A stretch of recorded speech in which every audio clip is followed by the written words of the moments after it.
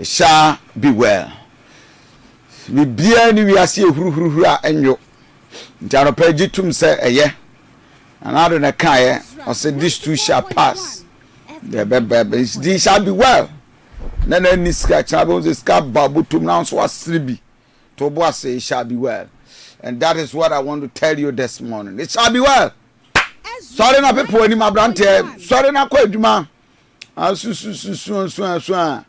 And for him, it shall be well. And it shall be well. Just go ahead, move ahead, and encourage yourself. Okay, Bible now was say, and David encouraged himself. No baby, when he was suyan with me, and yes, to cream subim. But Ottawa was no. I'm doing mistake. Already, many day. Nyame and sharing crime, the software and sharing crime, the Iran sharing crime, gonna hear cry. Ya found me in other court. No Ottawa and one shared whom crying. And David encouraged himself. And obey shall be well. Encourage yourself and move ahead. And all things will work together for good for you. Good morning. Young call do take what interested in human such a BC aye and anopay. Bread, good morning. Good morning, Reverend. Senior, baby abacodier. That's God. Young show human such a anopay. Ezra 94.1. It shall be well. It shall be well. Ezra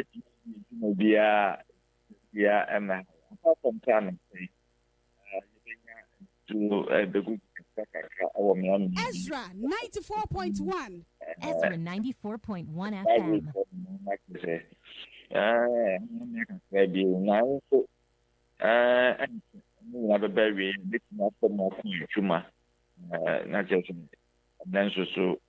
We are not more than the base and the window to a check. And the temperature near 28 degrees Celsius. And also, yeah, and so at the end, I could go Sidia, my other was Siano Pay, we been near Santon Safro, or I do take and I'm what say, and no aiding common. Enra extensively, Yakasai about the Ofanko Pukiase Sanso Anna Yedin Komo about Nsawam Road drivers at the car threaten a strike, and of course looking at how they will look at it, ama ako or not. As a matter of fact, we told Sir Abayan releases $77 million at the Ama driver contractor. No, driver within the next 9 months, obey. And you see, another Yarami Bisas into a man. Yam penning for to me a shower and son, ya no or yet day. Ya mom to jar. Will be anywhere. Until driver say Rebecca strike, then you have controller, you have finance ministry, you have everybody coming out to give explanation. Just like that. So Mike, good morning. Good morning. No. Baby, have a call here. Good. Oh, I don't need that. It shall be well. It is well. It shall be well. It is well. But I don't pay my back with the birthday. Oh, why? Yes.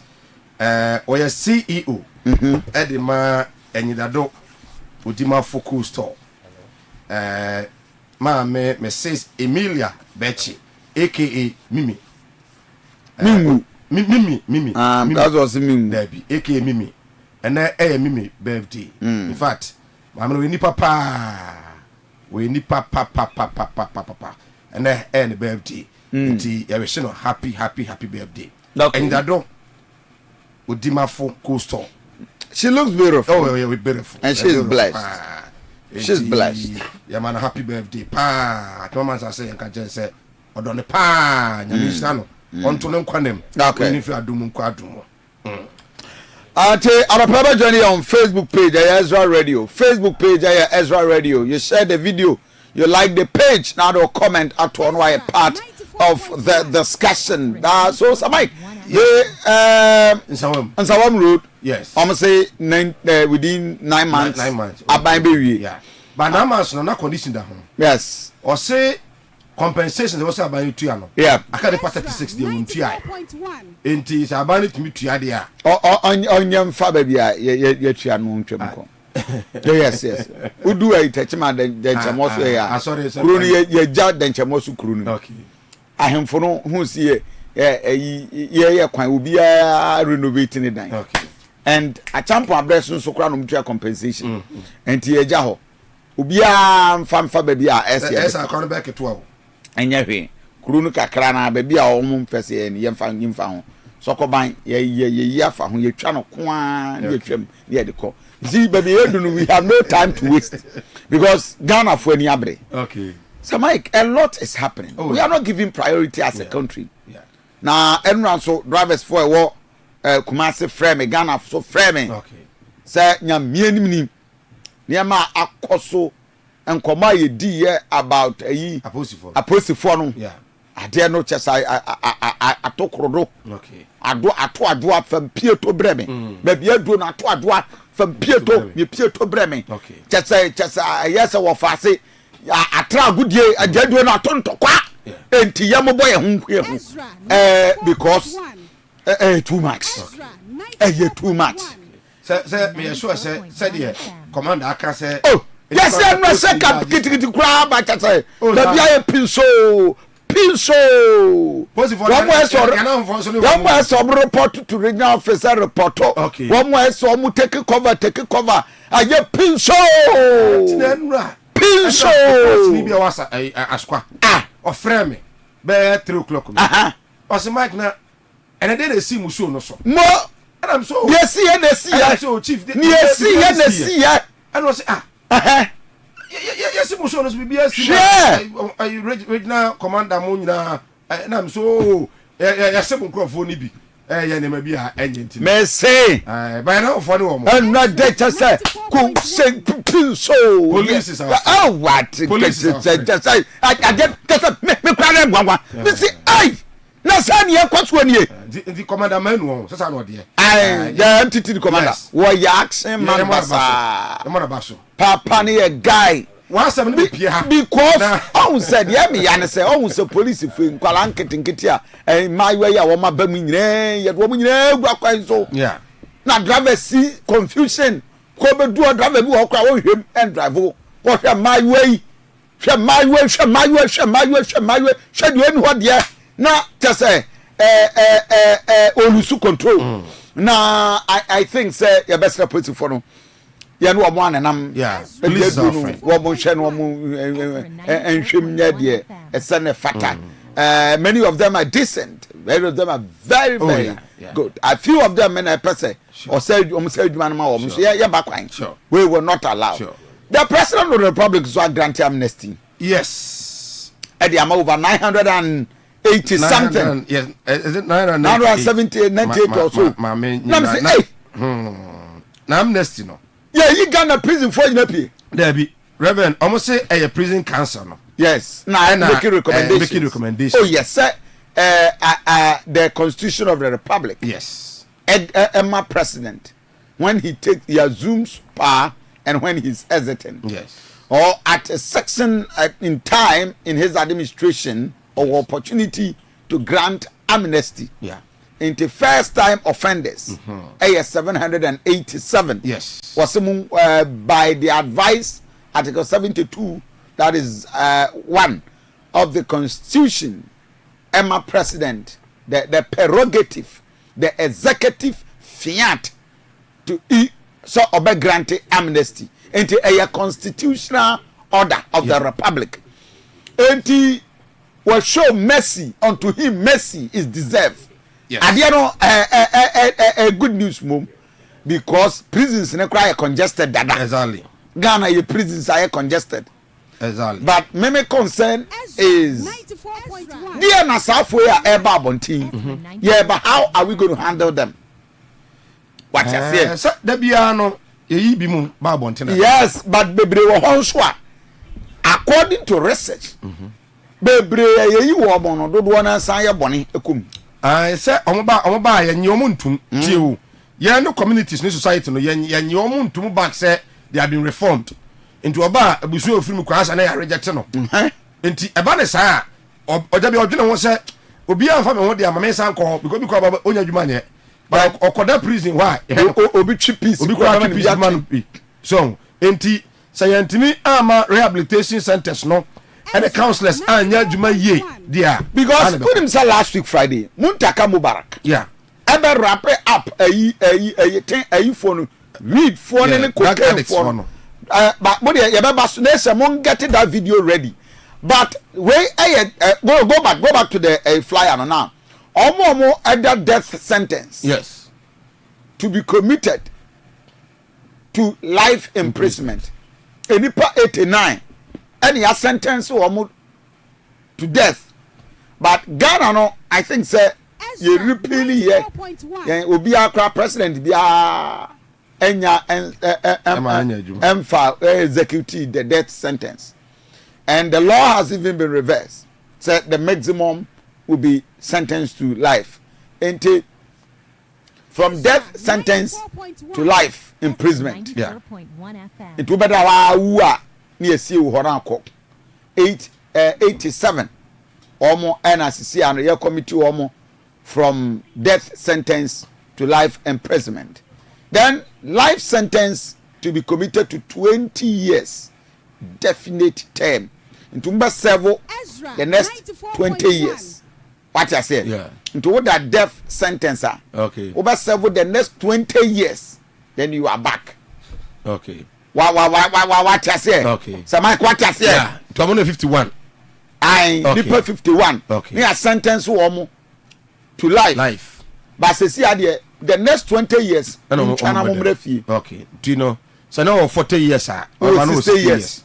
so don't call retirement now most of me name and I want more yare pa seriously no one yare and also 33 okay president say you knew over 70 years irrespective of offense what community background wedi what you have fear you son yeah with them one would you say 70 years say we be one sir I teacher say I don't know you do be fear no so me say 36 and now one more next month one more no for one more no for okay what I say okay almost so me mienu I just wawo e wo ho one more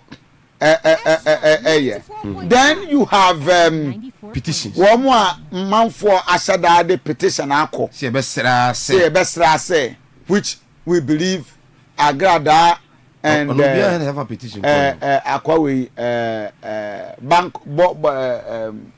bank niya ato Asian is that ato Asian good ato Asian not ato forcing ato Asian did you read my left forcing your finance ato Asian yes beige capital man for say nchirimu abase they are not part of it what I say okay but until that there na senka agrada find herself in two of these categories first time offender yes agrada is a first time offender first time offender yes. Okay by law yes or a first time offender and agrada is seriously sick wanna catch it agrada yare wanna catch it agrada yare 94.1 agrada obekom kura na ho fa no empty for me that's what we are so be yare say my could we yare o say we tu kuro me bi o me yare me pa to be yare say yare de o yare ho beto ba ono de na ho nto no kum wo boa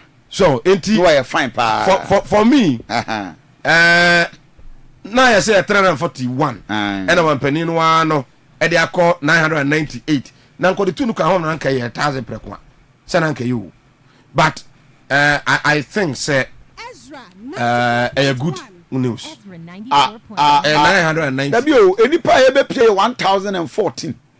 But with the prisons out of a total of 1014 recommended. Oh, okay. And now a fair say life sentence to be commuted to 20 years. Definite term 51. No ni nyina aka ho. Ni na aka ho and 1000 ni nyina and so the prison till you the prison service I recommend nipa 1000 2014 and a man president to grant amnesty. And a president nan kasa ye ni hwehwemu o ma committee yo hwehwemu no say out of the 1014 no recommended no me grante emu 998 okay enti de aka no yentim film hwe omo no de yemfa. So let's get a criminal expert and a security person. Now you understanding halfway back. How are we going to keep them?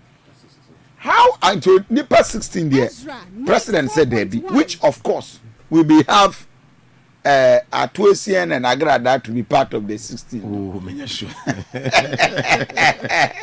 You are not sure. Oh, but you see, sister, no more do.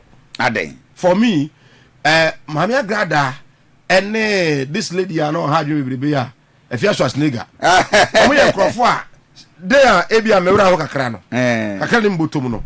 Na me come social media. Na me entertain me home. So edru bia say say o man no yina yentimi nkono the way I say kono no. So that's there. Enti nkai do maka homa, ye de ka homa ne ba ya. Bi na di no kotum.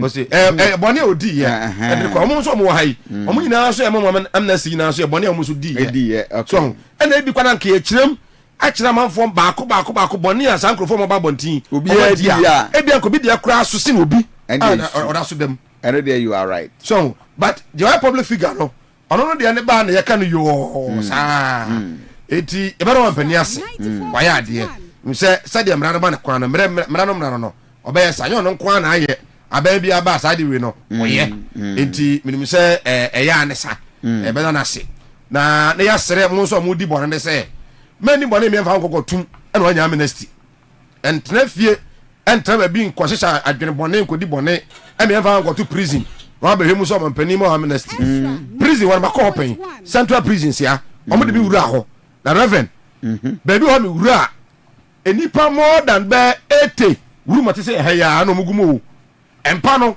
e ya be half 5 e mo maka nyina gu fom na wo hwe enipa omugu ho omo hwe tv a obi akwa no ho sei ana wa hwe tv in fact mimi wura mu no na omoso bra ye de saa de fa no saa ye ompanifo ho emrante ho obo yosefuo wono sabi omkote so afuo in fact terrible to be I mean I'm expecting very terrible give me example prisons videos enyakura de omu die de omu ye but onu say oba Asante regional ade say empanifo a omu Asante region no ye onkrofo bu akura no a omu eye prisoners a omu esu ade pam entade a pam edema security for no do no pam no Central prisons ya ya carpenter for ho ya amazing for prison ha na Reverend Banku e kama prison for no okoto kwabara ni so ka Banku na ora be ho oh enti enya kono say nipa ya ba chokura say do process one day kura enya kono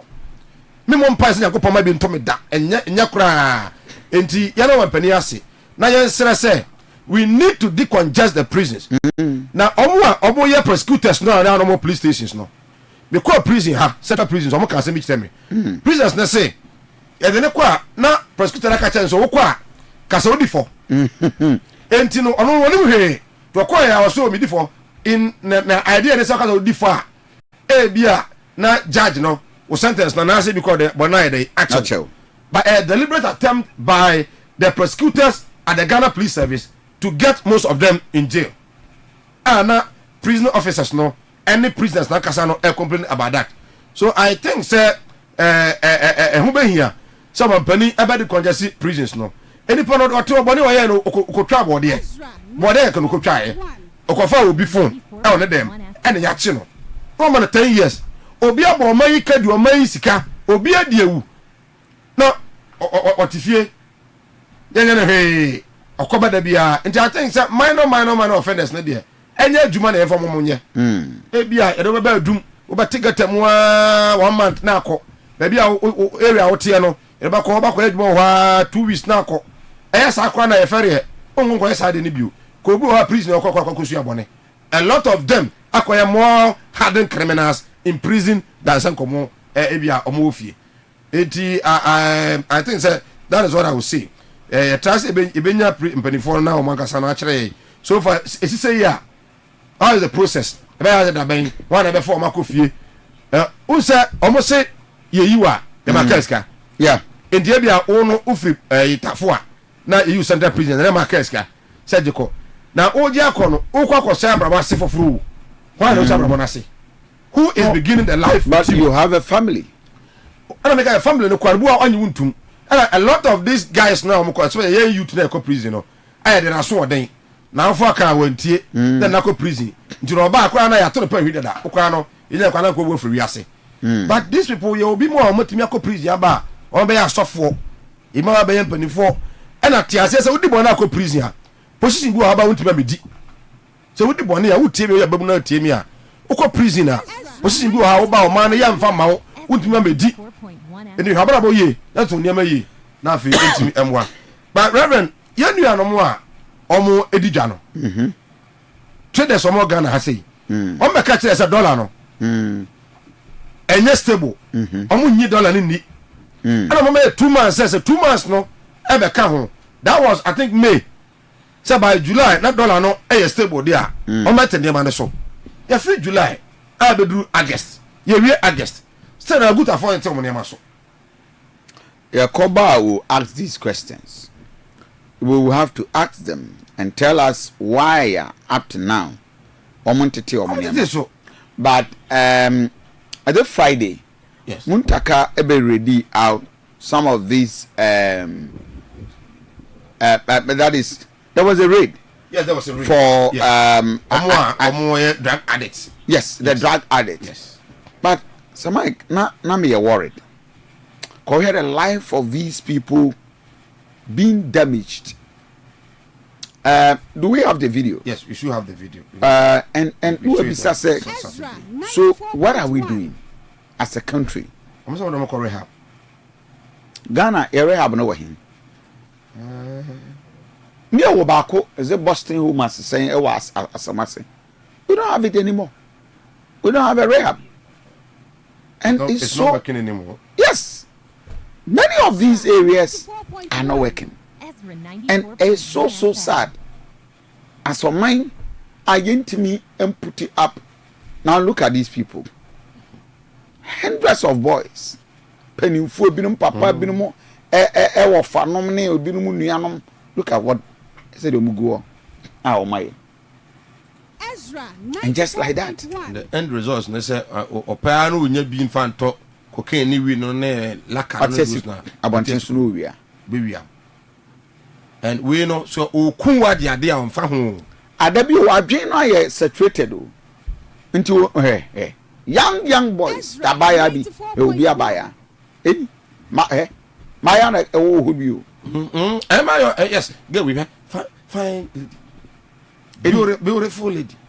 Until you ask the question, say, where are we going as a country? Obeka so Kofi say we there. Okwa brochire kra ni US kra na they are there plenty.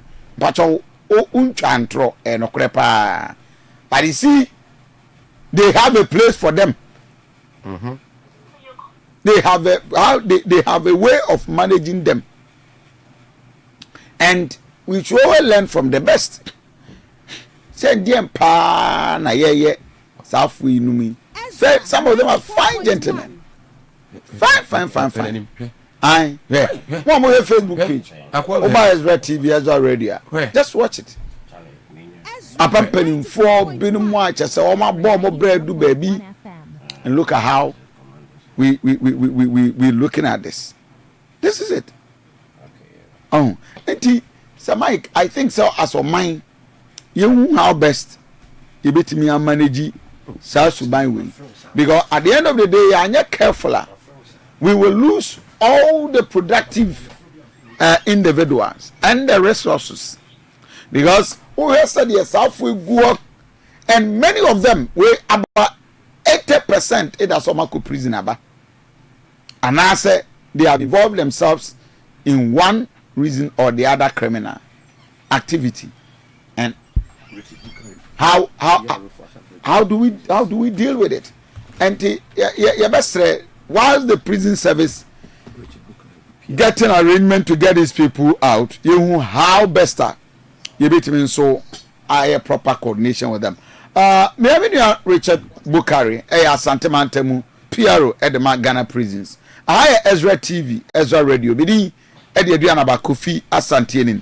Senior Bukari, my memo watch more Kwabamra Ezra TV, Ezra Radio. Me Joso. Senior Bibi Abokode. Bibi Aboko, me share at TF1 so. Good. And on the Union the President of the Republic said we have about 998 inmates as they are granted amnesty. What is the process? Announcement never say ya. Na Union Mukakra. Announcement no say ya. Yeah, in prison service there. The pa. Because Ezra na and especially how na president apeja afi yetiso na ne right obroni beka say ne prerogative under article 72 of the constitution na o share breakdown no omonde bae no ni nyina no nioma ebeboa yewo the terminally ill yewo the aged your first offenders no your more sabi or first time near or more monemrano adi ebra we and also few at least ebeboa in the decongestion of the prisons and social terminally ill no even prisons no the medical bills no ebeba fem kakra because enyare bi wo ho nipa no ewo ho no ya edin se no ho ebeto no age ebia opie ekosiki other very good health services outside in then we are not able to offer those services to the standard yes, a lot of benefits comes with presidential amnesty no na process a woman says say no I'm not even able to talk to it because regional breakdowns no as in Asante region say na APA Eastern say na APA Savannah say na APA regional breakdowns no nyamai but however Abba say no yebehwe obia ne records na yahwe obia affecting no na normal discharge processes no say ye frɛ omo eba yetu omo fo sebe nyame na ye wadom na adom bia account na wo pie wo koi kɔhwɛ wo ho so yie mensan nkɔba ho na the necessary documents are ss wo filling na wo pie no na yahwe ama wa filling the necessary thumbprints are over printed na why the fact say president Nagreto amnesty no enkyerɛ sɛ na wonyɛ na aduani woyɛ na aduani nti kwan a yɛde obia fa so ɛma ne pie efi hɔ no ɛno ana yɛde no bɛfa so. So your bonus say Ezra, what would a person practically do to warrant sa favor our president I extended to know? What the fellow practically do? Who read and communicate no all or more PA in consultation with the prison service. Yena I recommend it.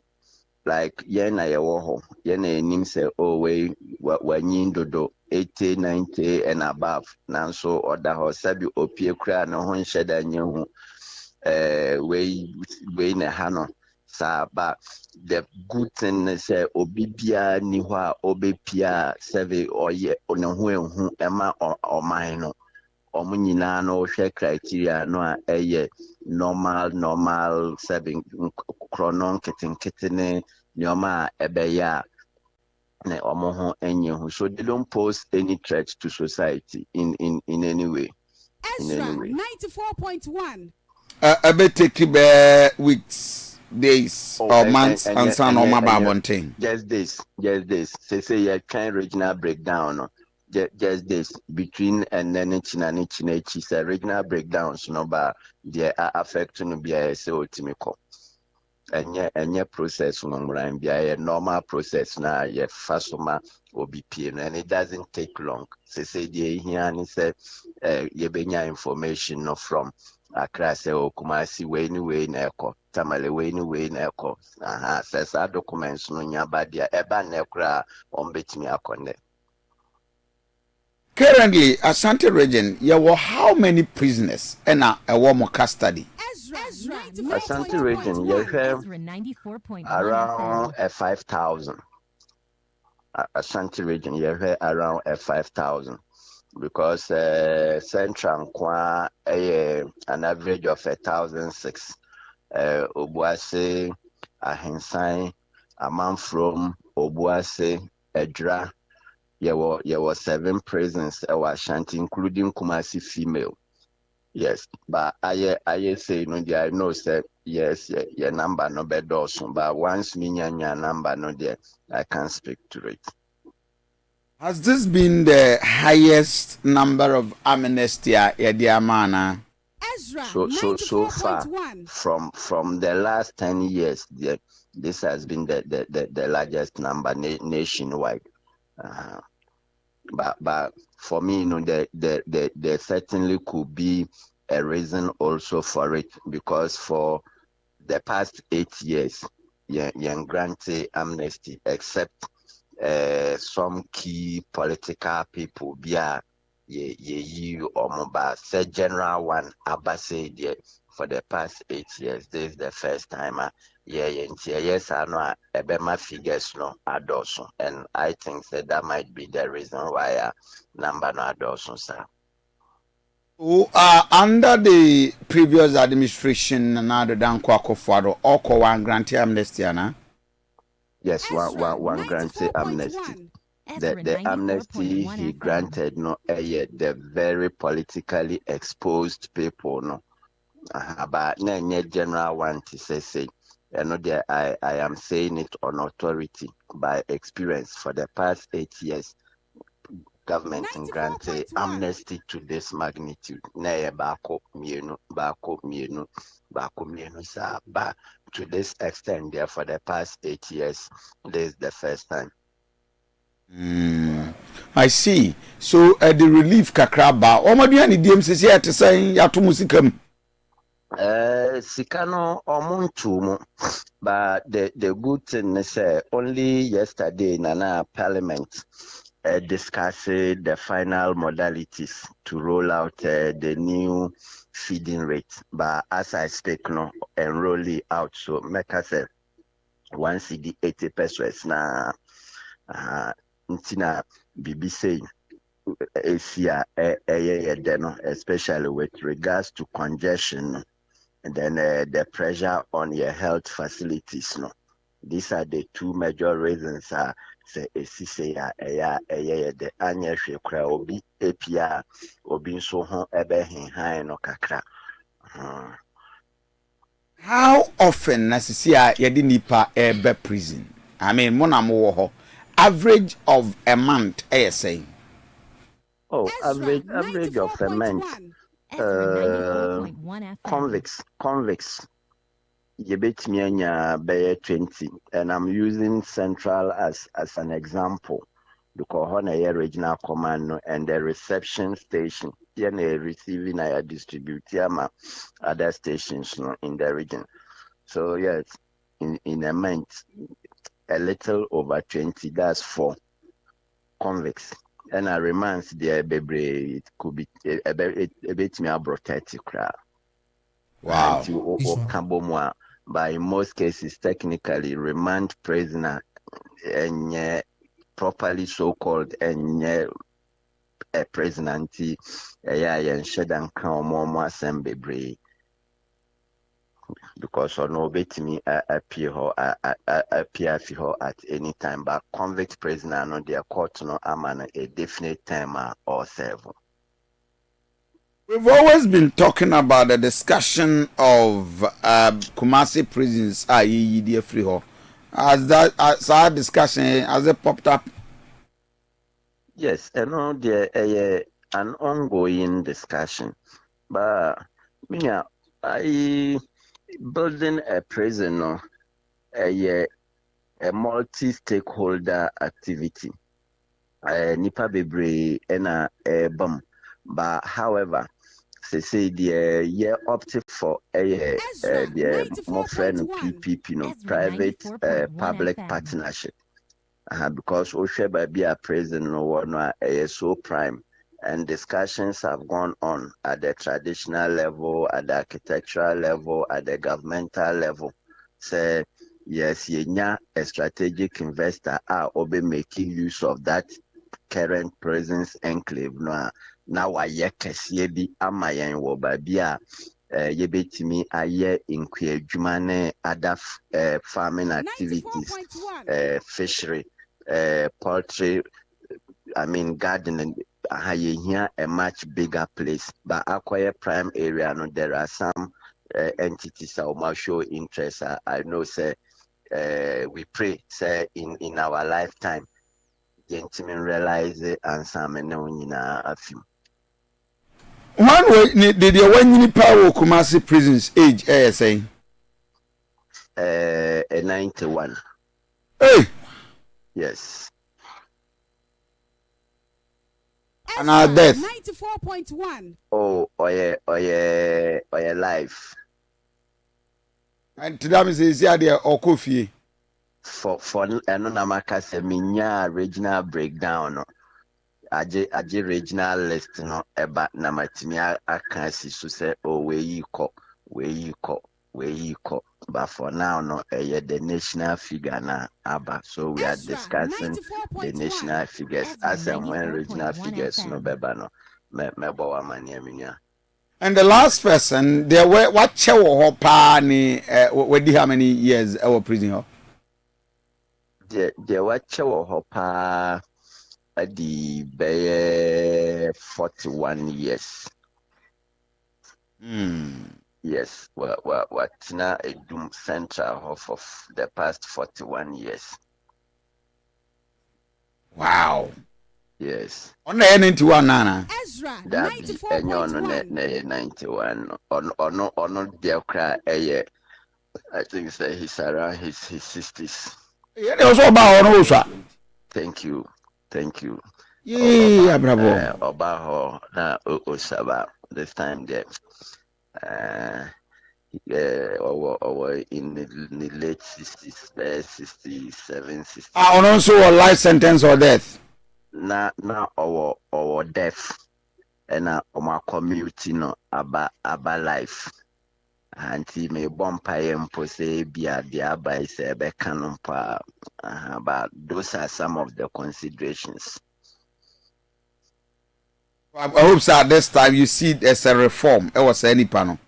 Very, because many workers are an inmate leader. Because what now watch when you're like when you're and whatever. And he said affect now not be surprised at all, and he will be deserving. He'll be deserving. I pray say he should be part of it. Senior Bukari, I'm more than grateful. Bibini Asante and Safra. Bizavo, we Richard Bukari, Asante Regional Prison PRO, and Yenino Aiding Commano. It's an interesting discussion. So, PRO, Bibi Abakodium. Papa, Miraho. Already about just Rabbi Anwa, who you know about Pius. Yes. Who be fast and Michelle. Yes, because Nipper the prison, Bibi, or Massa Momo. Yeah, by Bonibia. Maybe our woman who Massamaka. No, Papa, I do 40 something years, no. Yeah, Bonibano could ye. Said death or no death sentence, yeah, he might have committed a murder. Because only murder. Yeah. And I had called death. Papa, I was there. Yeah. The Pierrot can send a rahon. I am miss feelings. Yeah. Your uncle Phoebe so what? Yeah, you ma, a man for so both. Yeah. Like my own classmate, Casey, immigration officer Casey. Yes. If such a person say finding it guilty, What has here? Now, there are so many people I'm very much. I miss feelings. Criteria Bena Omodi amnesty. No, I said the prison for an normal tour. So they look at them and recommend to the president. not president, and based on the recommendation because they write a report about everybody. We obey within few weeks. Crime will not commit here. The subain for years saying was say so the president has no direct overly control, but it is based on recommendations. Then he also takes an independent review and being advised. For instance, prison officers are recommended 1,014 for amnesty across board. And a president after Nirishimuno or yes 16 there on granted and or granted 998. So that is how the process is. 16 yeah. Go live. Yeah, you can say that. I don't know. No. Sir, ABR, I can give a recommendation. Because I mean, you can give a recommendation to me. Oh, boss, yeah, me, I'm sure within my wisdom. No. Make us so Debbie, my engine say. I don't know interest in what Ubi say. And as I was telling you, but not always there, but. Say 16 by anti-manian 900 and something, not 16. Now, the reason why 1 year to my I don't think so. Or no reason. Yeah, because that is how it. So what's my who said 16 way party at the most uncommon 60 way party. I hear and Obu Honswa a buffo bonny be. Oh yeah. What take it? This is take it. Na ade ho asamaba. Oh yeah, one man so dey ade ball na friend na oh yeah, I mean they almost dinko bibia no say abufu bae go and one the boy na purely an accident. But anyway, time to continue. I am first person na yanko yeah. Jordi Alba direct. He's looking for Messi, who settles. Messi trying to cut inside, still there!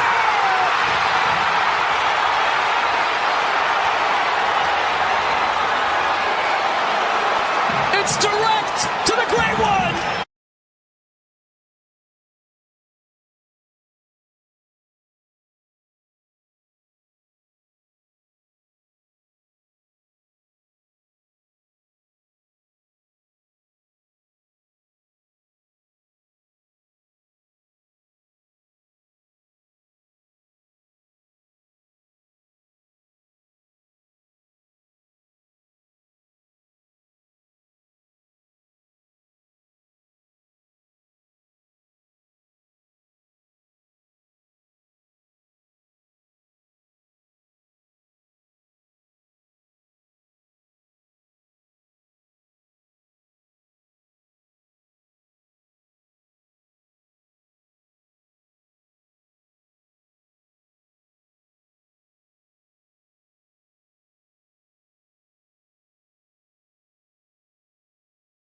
Emma Kwaba Famra Ezra 94.1 FM Ezra Television Odiko Dano NFA Odigita TV Neso NFA Urama Ezra Radio on Facebook Ahoni Hiapa join the show no Efa Facebook or Ezra Radio on Saka like page no share na afofronso enya bin share drop your comments comment section ho of Kofi Asante beba beto so na wakan ne kama enso atimi adi ama agudi mu nsem Ezra de chien so sima aduasa di animu ene ye be serve o hyehyehye non so aba sima aduonu 28 after 7 ye ko na efie afi local clubs no omo preparations gradually they say season no approach anti clubs no omo intensify omo pre-seasons no latest ni na no there's Piero Edbeba and afi exclusives our transfers nim na no and also ebetimi aba e wo show no so nyame bo ochina and ga ka top 4 no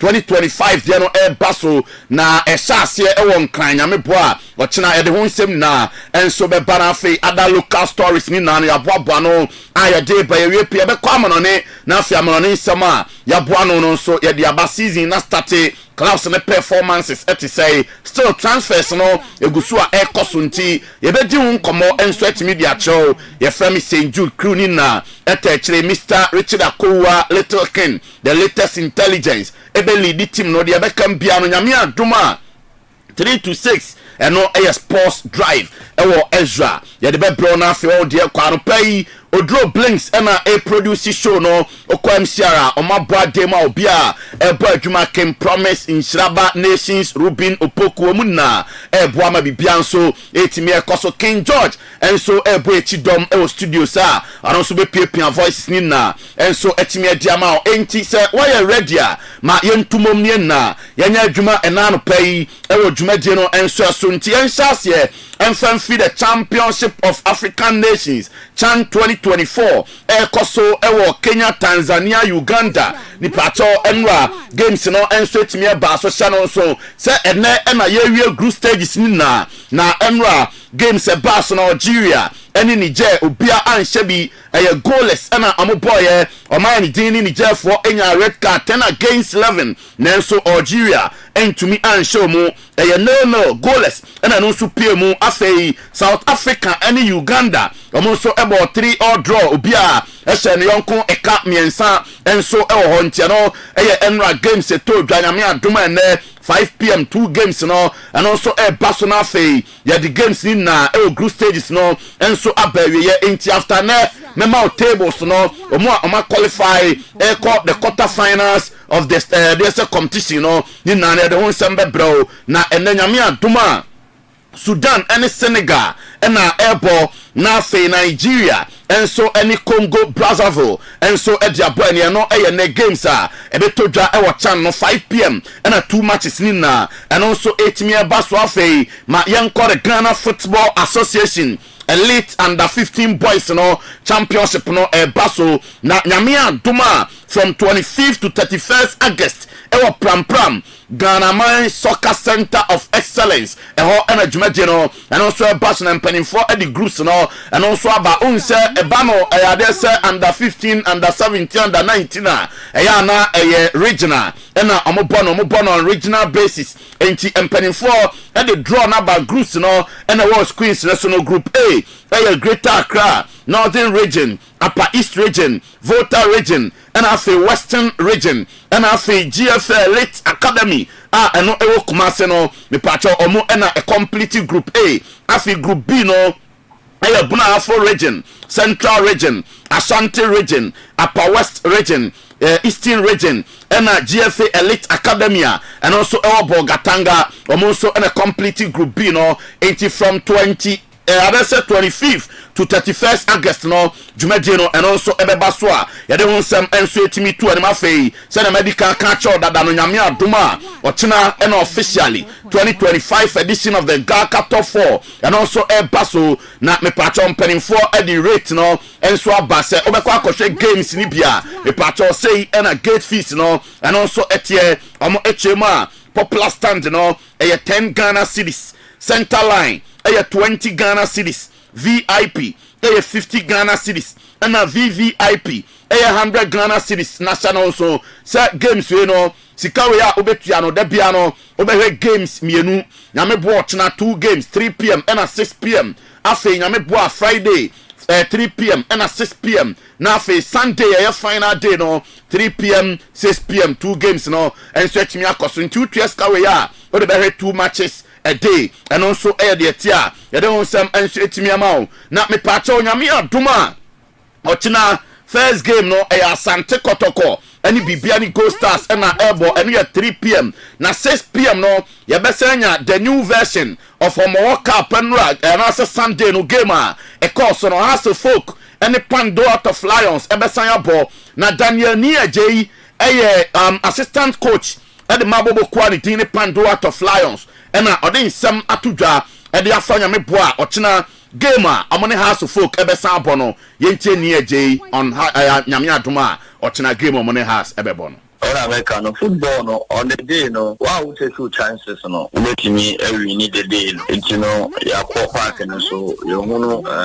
performance you know yen so anyama I me and remember Wednesday ne ba park no le be decide on the day no because 2 teams you know everybody is working hard it's very depending on particular chances so we are just hoping say your mistakes are no let me correct it na it me about good on Wednesday.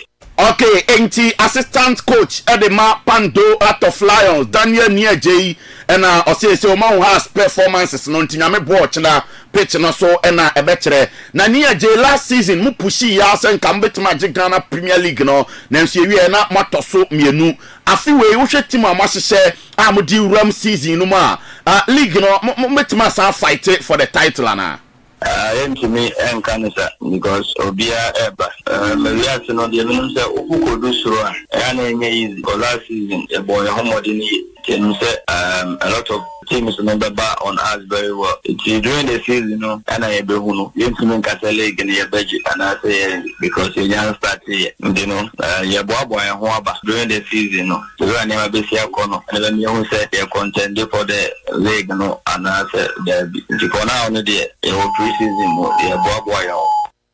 Okay, Inteno Daniel Niaje Manche, former Asante Kotoko midfielder no Ninsama, and also Eddie Atuja Afa Pando out of Lions season. Amubabe Rem no na Kwame Opariado, and so Ekasa at the Mahas of Folk, and na Opariado, and so Akasa de Afa top 4. Yame watch na Eshas, you know, Yentie Opare on top 4. Going into top 4, why should only we shall top 4. They will come stronger than this because on team class is saying Chenabako last year, Chen this year. That's why I'm saying top 4. Planning 9 years better as you also have an image to protect and make sure that whatever that they have to do on the pitch of play, and they are also they will do that. If you are only go start ball, that will be on the Friday night. Then if you are only Asante ball, that will be on the Sunday night. All of these 3 games, Wednesday night, Friday night, and Sunday night, none of the games will come easy. Okay, nti Opariado no top 4 fixtures no none of the games will come easy for House of Folk no PR no nsama and also Eddie Atudwa na owieye na say House of Folk team a omo so ahyehye no also okasa edifa ho ose emfa ho se na no omo elusi to Asante Kroko President Cup no omo gusu a ogidie e team no hwe na no kra no game a omo ne Lions boy no otumu se Masud Didi Dramani and the technical team no omo ye adwuma pa a match against Asante Kotoko in the President Cup or Asante will tell you clearly that the team is moving in a particular direction. Just the focus of the players, of the dedication, of the determination of the Bobona tells everybody that some football, the new coach back, everybody wants to do beyond 100%. They will catch the eye of the coach. But even beyond that, what is here, boy, shows clearly that the culture that Mr. Germany is building around the team and the ideology that we have to do this at whatever given time.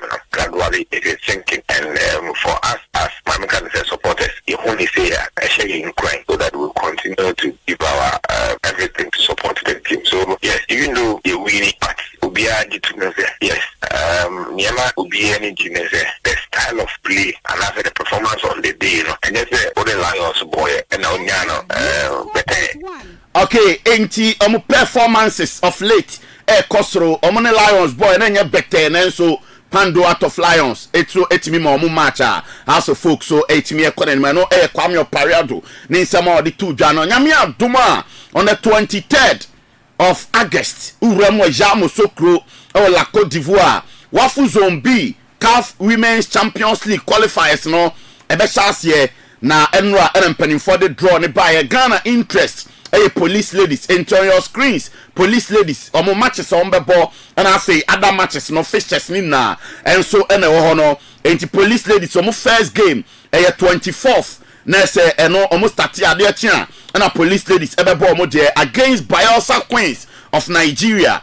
Police ladies second game and so 27th omo ne Sam Nelly and ebebo omo second match na say omo last group game no omo abono 30th eno against Asco eno police ladies omo fixtures no ti e bom pae se omo betima qualify e dey free group num na say knockout stages no mu rama omo timi akwa to the final akwa na omo rep Ghana ene wafu zone B na enso ewo CAF Women's Champions League no mami nkowie ewo Democracy Cup na Pierrot emfa latest ewo class no ashe yemra na fe yemeto aso amanone na Democracy Cup no and also a fast approaching nyame adoma on the 29th of August ɛwɔ Accra Sports Stadium and also has a folk ebesan kopre for another trophy a phobia against Olympics enti ga manche derby no and also ebeba so na eno ana Eric Alaji Dede general manager and my great Olympics and also say Olympics so master tia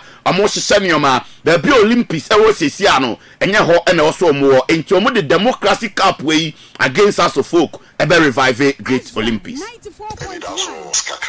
old players and also yeah to your first assignment democracy cup on the 29th no you bet me the ashisha so your coach for be a sacra technical team ni kakra you engage the various stakeholders in the account so clearly there will be problems in the war and we are trying to find solutions as we move along the line. I hope say the third force in Ghana football very huge brand bet me I take advantage now your reposition brand no so that you bet me CBBA as a fata things so far so good we are on course. It's unfortunate say Olympics are finally on baby on one of the things will be only league no more Emma league in it brings some kind of excitement at the league no Olympics are so focused and this are fixtures no.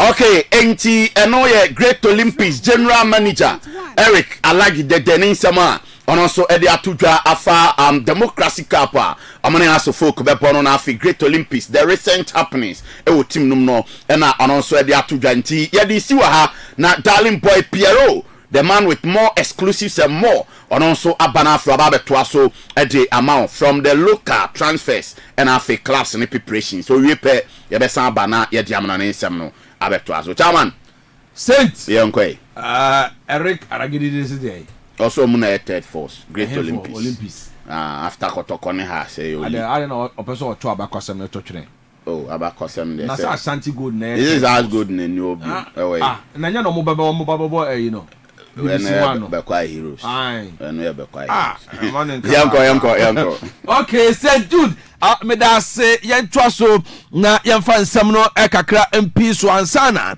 odi amana ne nsem no etimi ade aba yenhya se free Kumase Asante ekotoko aso ye enra ena omo bo ayenkofa akansie emienu baako na eye 3 pm baako so na eye 4 pm na first game no kotoko ne eye Venomous Vipers ena omo eboye second game no omo ne Ebusua Dwarfs ena eboye na say ena esitie first game no emrante we mu ena giremu edema kotoko bobo ekuo no Mohammed Kamara ena eda atenam Henry Ansu Samba Onel Shaibu Abubakar Patrick Esiedu Seth Kojo Hilary Adabo Albert Amoa Emmanuel Entwi Saka Dauda ena Kwame Poku omu esi akane wie no na Asante kotoko achechire ekane miensa egu Vipers atenemu Samba Onel 10th minute ena oto atena no Albert Amoa 36 minute ono so ede baako epi so ena Kwame Poku 58 minute ono so de baako pi so a ene ekano eye miensa eye Vipers entimi antibi sa ena esi ekoye na second game no omuni Ebusua Dwarfs ena eboye omoso mrantie we mo ena esi akan no Aziz Dari Haruna ena edat nemu Michael Sefa ebo ni ebi Zakaria Fuseni Joseph Amoa Mepacha Brantia ne Dedi Francis Akwa Samuel Tinedu Hubert Jew Inusa Adams Philip Amo Johnson Ousu ena Morfin Donzu Rene Mrantia omoso esi akan no edema Asante ekotokobo bokuo no game no eba na wie no na Jordan Emisa Abem ababe share 46 minute goal ediama Asante ekotokwa nei Dwarfs entimi ante kan nyina boma na ese kotoko two matches no omo se ekana ya two teams no obia entimi anfa ball anto atenanim na odro yenko Baba Yara Sports Stadium yanko the current state of Baba Yara Sports Stadium obetim the video na to so ediama ye nei eno na ya dadwene pa eda Asante kotoko titani bia akoma so se na piti ebeye ama etimi asi akan ewa CAF eye confederation ni mu ana ene ko Facebook eye Ezra mepacho ewa Facebook no so eye Ezra TV obakwa kwhwe eye mepacho page no se ene etwagu a enya asamketo akura Baba Yara no green no abaye papa more than kontomre nkwan enya asem ketewa ntiano na etwagu enso ewo ho a ene Asante Kotoko echitani bia enka nakoma entuniem na enche CAF me patron special team no ebeba behwe no ma hwe se ene ombetimi age stadium na tuma eno so nsema efiri asoye ho enso ede eba away from Asante Kotoko mpacha no pay na team no bebu ni katem efiri Cape Coast team no bebu ni katem efiri Cape Coast no ma ba be piem ewo dew eno so ne news a efiri ho a ye bo akire enso ede amamo ye free Kotoko aso ye ho ne enko house of folk enei ejebo eja eba beduru ene me pacha Abdul Karim ene ode pen ebesi paper so na wa sign contract ede ama house of folk bobo no 2 years plus 1 ene obe sign ede ama house of folk bobo no na mpo etina wotimi ejina mu abo gaka top 4 ni bi eno so nsema efiri house of folk aso ye enso ede eba ye free ho ni enko brekum yenko di nkomo me pacha Michael Ewua former house of folk defender enra eno kopie mu ewo brekum after say on house of folk party ways no house of folk say there be yentimi no enya adwuma 2025-2026 season no eninti no sisa no ema ne kopie mu obabi na abrantie kopie mu ewo brekum a enra okosan infie ba akọ contract afi ba akọ contract edema me pa cho brekum Chelsea bobo ko na ene okwakoye brekum Chelsea player enso ewo ho osan 1 year pe na edema brekum Chelsea nyinya ne se na Aduanaba Stars any Gold Stars enso eteten a no mo pe 3 years na so da bi ope 1 year pe so osan 1 year na obohwe na ohwe se ne nema ebesi akọ enso edia amano yankoye ni me Frank Amankwa former Gold Stars player ono so ode Karela edi nkomo ye pa nanso antimi antentam na ene Bechem United eno mo so ehwese ometima sign abranti ayefa no Frank Amankwa na oba besi akan enso ede ama Bechem United bobo no eno so ne nsema efiri asoye ho enso ede eba enti me pa cha Jude mame fa we entu serebo na efam no nsem no enso ebra abanta de Daniel Afazu na ore captain edema me pacho Nsuatreman FC no ye goalkeeper enei Nsuatreman gu ye no se a clubs no pikia no mo piki omo players no na enei one Karela United edi nkomo ye papa enei 190% ena enei Karela ene Daniel Afazu edi nkomo no enche or the pen ebesi paper so na obaba ye Karela enso United player enso ewo ho na we de wadaroma birthday kitwa bi na yes mintinity na fi yes happy birthday ko de ma Janet Owusu Buadi dodo na fe no mami Pokua na birthday we efiri wa unuanom ho baby sewa ene sewa timer ena omose yenwe sho awoda pa na yanka se nyankopon onyo kase pa onyu fru adumu enko adumu happy birthday amen okay me that's a darling boy Piero and the exclusives from the local clubs no and so etimi atudwa ntrodro yanti kakran free ho ewa amanone na fe ofa Kofi Asante Aduanaba metwa so with the channel the bekam bia no nyame adoma awie no me Sunday only late afternoon sports show and so ebeba wa kwan mu na bibia and so etimi atudwa little king latest intelligence and ya bedwa for betuna se na fe de ombia e de abro 3 to 6 intino ye corner me patcha no games ni bitika over the weekend Monday night football and no Baso Premier League no and no Leeds United Everton esho mo kaba kwa omo entumiante oko Spain La Liga bobo kwa ni dini Elche omo ni Real Betis obia enso eshe ni yonko kaba kwa 1-0 draw ena omo boy anyame adoma na anwumere yi eye no nso bobo kwa ni dini Real Madrid omo testi omo first adesa La Liga game and also this season Real Madrid Osasuna anya sam keto akra referee din ene Adrian William Cordero wano any center refia ene obeto ayerem no enso Ediama Madrid Osasuna entiano enso de tia ede won sam enso etimi to them on your screens nyame adoma na games ebeba so eno UEFA Champions League qualifications prelims no na de tia ne se ene games na basketball bokoa yidin ene Resta Belgrade kaneno ene yi ye from FK Krasna Zvezda me pacha o mo ne Pafos FC ena ebo afi Ferencvaros ebebo Karabakh FK na Rangers ene Club Brugge enso ede aba ni nteno ene games a ebetodwa UEFA Champions League qualifications no eno so ehun sensem no na abrantia ni din any ko palma ne de masa say send legends ni si di ne one dance no enya asem keto akrodro mame opani afen say we ni runi ni nsama wono aka ade afa ko palma wa bra empanifo bisa ne say we ni runi ko palma no sa kra we say wo hwe na wo ne say on your screens when runi response to empanifo bisa no about ko palma no and also another screens no so no na mi ko tuna abrantani dini when runi say if Palmer scores a goal, people ask for 2. If he scores a free kick, they will say the wall wasn't set up properly. If he loses, it will be talked about like it was his fault.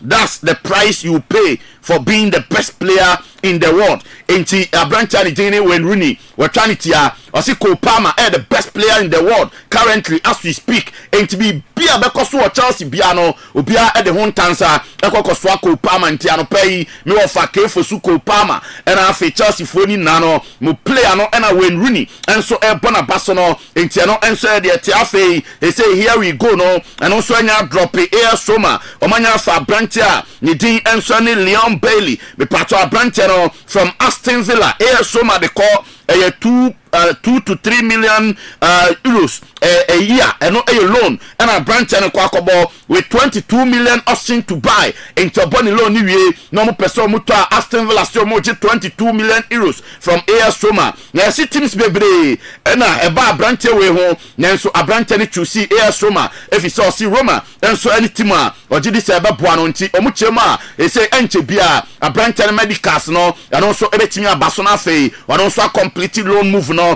to bobo quality any AS Roma channel and so Leon Bailey no sama ya de two anim and so they say Man City players no so there send your teams ne ko ho a and so mu come no kasai Galatasaray and so remember Manchester City almost say Manuel Akanji abrante no omo peno na afei ono so aba be ya adwuma wa kire ho e de ama Galatasaray na enkra eba ne se omni player no ni agent enso adi nkomo after say omni Man City di nkomo no omni Akanji agent enso atimi adi nkomo na mom se sia ya si decision no e wo abrante ne nsem Akanji na ne betimi agiatum se abekọ Gala ana se ontimi nko na sia me no kasai ya se akra no onyan take decision bia enti eno so e de tia ya de honsam enso atimi to anim na Xavi Simons from RB Leipzig to Chelsea na say Branton gusu etwen or train green light na say empanifo be man go ahead na say wa start na ono so ram wa Chelsea na wakwakoya adwuma na enkra no echemu a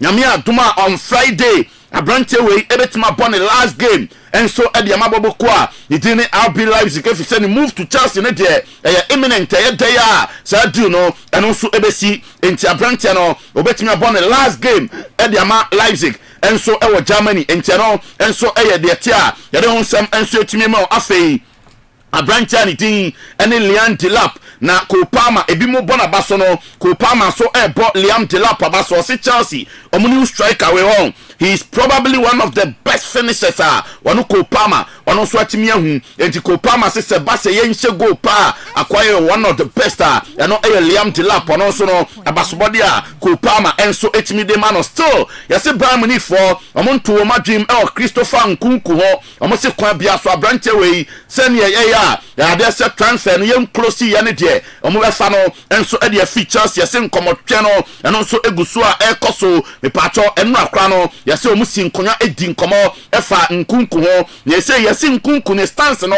ɛyɛ clear ɔsɛ ɔpɛsɛ ɔno ɔjoin ne Manchester team ne din ɛne Bayern Munich nti no ɛdɛ yɛ a ɔbɛkɔ personal terms ne mpo deɛ yɛsɛ 100% abrante no waagri nti sɛ deɛ aka club to club no sɛ Bayern Munich ɛnso ɛne boboku a ne din ne Chelsea ɛnso bɛwie na afei abrante no ɔno nso atumi akɔ na afei wakɔ akɔyɛ adwuma ɛnso ɛde ama Bayern Munich ɛno ɛyɛ deɛ teɛ ɛnso ɛno no na Premier League ɛyɛ 1 match pɛ ne yɛabɔ ba amanfo start release table no any ade amanfo say massa match bia bebo bia every minute every second on be update our table no so enti after match day 1 no Premier League table no and that screens no so no say no and no complete match day 1 na Bra Leeds United any Everton e board there na come no enti say obi aboni game enti okwa na wahwe baby a also that after first round of matches no na Manchester for no okay omo da baby enti omo no omo so mbetima hwe achepa eno eye de tia ye de honsem enso etimi e de to anim na unim say ade say Saudi omo Super Cup no eno so baso Saudi Arabia Super Cup no baso na me patro ene Al Nassr ena afibobo quality ni Al-Ittihad ena ebo enti Karim Benzema N'Golo Kante no ebe feature for Al-Ittihad na fei abranta ni tini Cristiano Ronaldo enso ene João Felix no enso feature for bobokwa ni tini Al Nassr ntine enya asem keto akra enso ewo ho a ni na ye bedi akire na yahwese ne ho nsem enso ebesi akone ade Pogba e the revelation biaba Pogba say abra okwa ahohiam no ni Pogba no pa Cristiano Ronaldo Pogba say Ronaldo kaino every minute every second abra na ono ya bane na otifia even abusuane adofo na enso ayi na man yirimpo eja no hokono ipacho Pogba say Cristiano Ronaldo ena eboa no pa na okaino abrebia eno eye Pogba ono so nsama wode ababetu dwa enso no no emre na ikopara no mfa ba akomienu pa bi nso so na afi yento aso with adetian no enfama na me patro branch friends Ademola Lookman to Inter Milan no enkra Urban say in the next 24 hours Inter Milan ene Ademola Lookman ni agent ebetena say na omadi nkomo na abranche no omaka cha ne say deal no off if he say back and forth no ados once Atalanta for no omobeto aso monton ya say adeseboboku a ni din enso eni Atlanta omoni Inter Milan omo negotiations no ya say emukura tete be 2 weeks ago entine official in the next 24 hours no Ademola Lookman wono ni agent ebe hia boboku a ni din Inter na omaka cha ne say deal no off enti they say the tie enso no na say ha adwene pa na me patcho boboku a ni din Atlanta me patcho enkra eno so ba and they say they are official say Nikola Zalewski one also adjoining from Inter Milan on 17 million euros a year deal and a branch no and also ekwakoya adwuma and so ede amaboboku a ni din Atlanta and they say there oma confirm 17 million euro and no a dealer also ede amano from Inter Milan no and so e de tia ye de honsem and so etimi ama honsem ne de Dawson Southampton for the patron Kreba and say also any RC launch from France and so didn't come up for Morgan Gulvagu a branch and say on also about the Juma Diamom yes agreement bia and Sunya Richie Nanso Kwabia so much more a branch and Obeba now about the Juma and so etimi Eddie Amomo Andre Silva and so sign contract Eddie Ama Archie and they say Andre Silva one also a Archie player okwakoya adwuma enso etimi diamo mo say confirmed 100% a branch channel from RB Leipzig 1 million euros plus 1.5 million add-ons and uniska and also a PA num enti ma yam fancy wa ha na diaka mu bia na eboshe nyame adoma ewia no miensa little king tenasia or the latest from Amanoni na and so be banafi crew ni na ya techire na ya de Ezra Sports Drive no and so abro 3 to 6 oti Piero nka ye frame Saint Jude nyame boa awia be se hia Pukuase Sanso ana yedin komo about Nsawam Road drivers at the car threaten a strike, and of course looking at how they will look at it ama ako or not. As a matter of fact, we told Sir Abayan releases $77 million at the Ama driver contractor. No, within the next 9 months, obey. And you see, another Arami Bisas into a man. Yam penning for to me as a one son, ya no ye day. Ya mom to jar. Will be anywhere. Until drivers say Rebecca strike. Then you have controller, you have finance ministry, you have everybody coming out to give explanation. Just like that. So Mike, good morning. Good morning. Baby, have a call here. Good. Oh, I don't need that chain. It shall be well. It is well. It shall be well. It is well. But I don't pay my back with the baby. Oh, why? Yes. Or your CEO, Edima, and you do Udima Focus store. Me says Emilia Betty, aka Mimi. Mimi. That was Mimi, baby, aka Mimi. And then Mimi birthday. In fact, I'm going to papa. We need papa. And then birthday. Happy birthday. And that don't. Udima Focus store. She looks beautiful. Oh, yeah, beautiful. And she's blessed. She's blessed. Yeah, man, happy birthday. Pa. Thomas, I say, I can just say, Odone pa. Nyamisano. Onto them kwanem. Okay. If you are doing quadrum. I'm a proper journey on Facebook page, Ezra Radio. Facebook page, Ezra Radio. You share the video. You like the page. Now they'll comment at one way part of the discussion. So, Samai, in Sawam Road. Yes. I'm say within 9 months. 9 months. Yeah. But 9 months no condition that home. Yes. Or say compensation was about you to yeah. I can't pass 36 the unti. It is about it to me to idea. On young father, yeah, yes. Who do I touch my denchamosu? I sorry, Kruni, judge denchamosu kruni. Okay. I am for no who's here. Yeah, quite will be renovating it. Okay. And a champion blessing so crown compensation. And Tia Jaho. Ubia fam fa baby a esa akon back to wo anya hwe kurunu kakra na baby a omum fese ne yemfa ho sokoban ye afa ho ye twa no kwa ye twam ye de ko see baby edunu we have no time to waste because Ghana for any abre. Okay. So Mike, a lot is happening. We are not giving priority as a country. Yeah.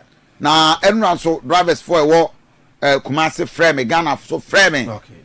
Say nya mienimnim Niama akoso enkoma ye di ye about aposifo no yeah ade no chesa atokrodo okay ado fam pieto breme baby ado na ado fam pieto me pieto breme okay chesa yes wo fase atra gudie ado na tontokwa enti ye mobo ye hunhwe hu because too much too much say me sure say the commander aka say oh yes I'm not say kiti kura ba cha say da bia pinso one more so report to regional officer report one more so mu take cover aye pinso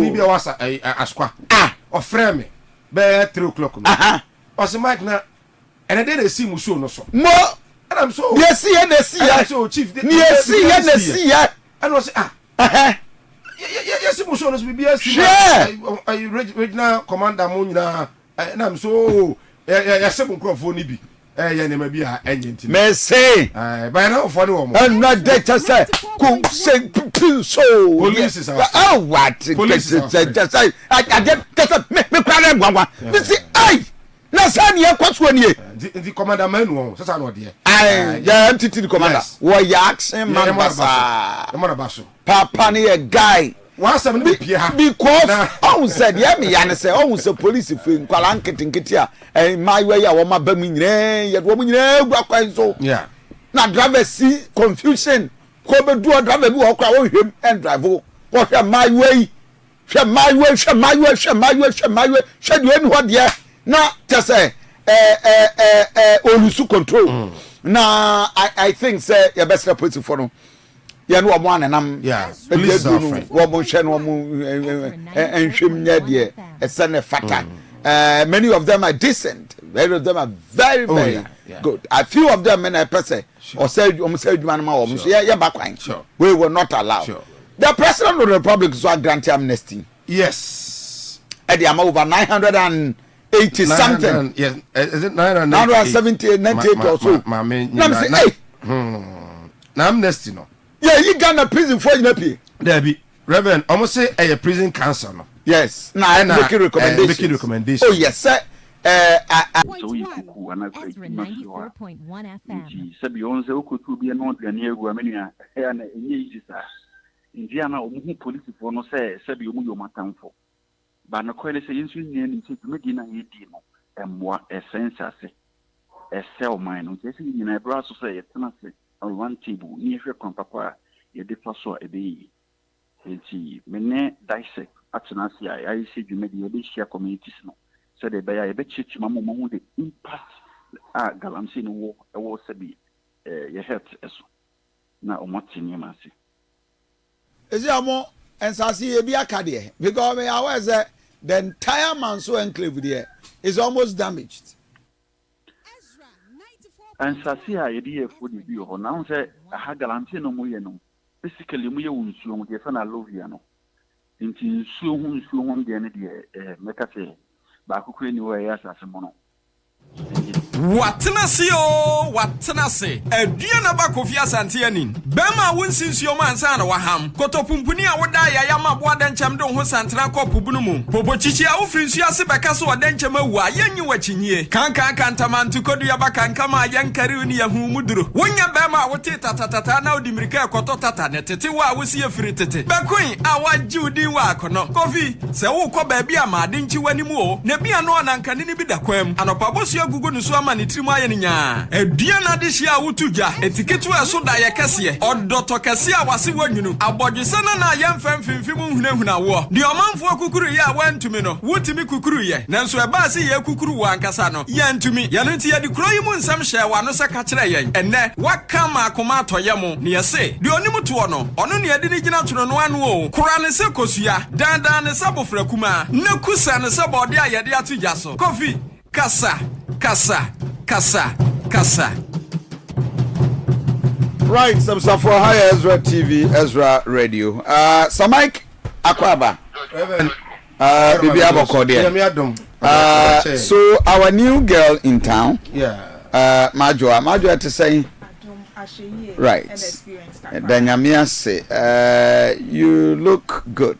Thank you. And your top, no, then what is the design? Is it a lace? Is it a which fabric being? Fabric in it, yes. You see, I know you can't say we can be it. They said any Diana. Oh, it did. Maybe dinner later. Okay, so Mike. Anything. Where Asante Academy? Yeah. Asante Academy. Asante Academy. Na Asante say Academy be within. And when you say kutu.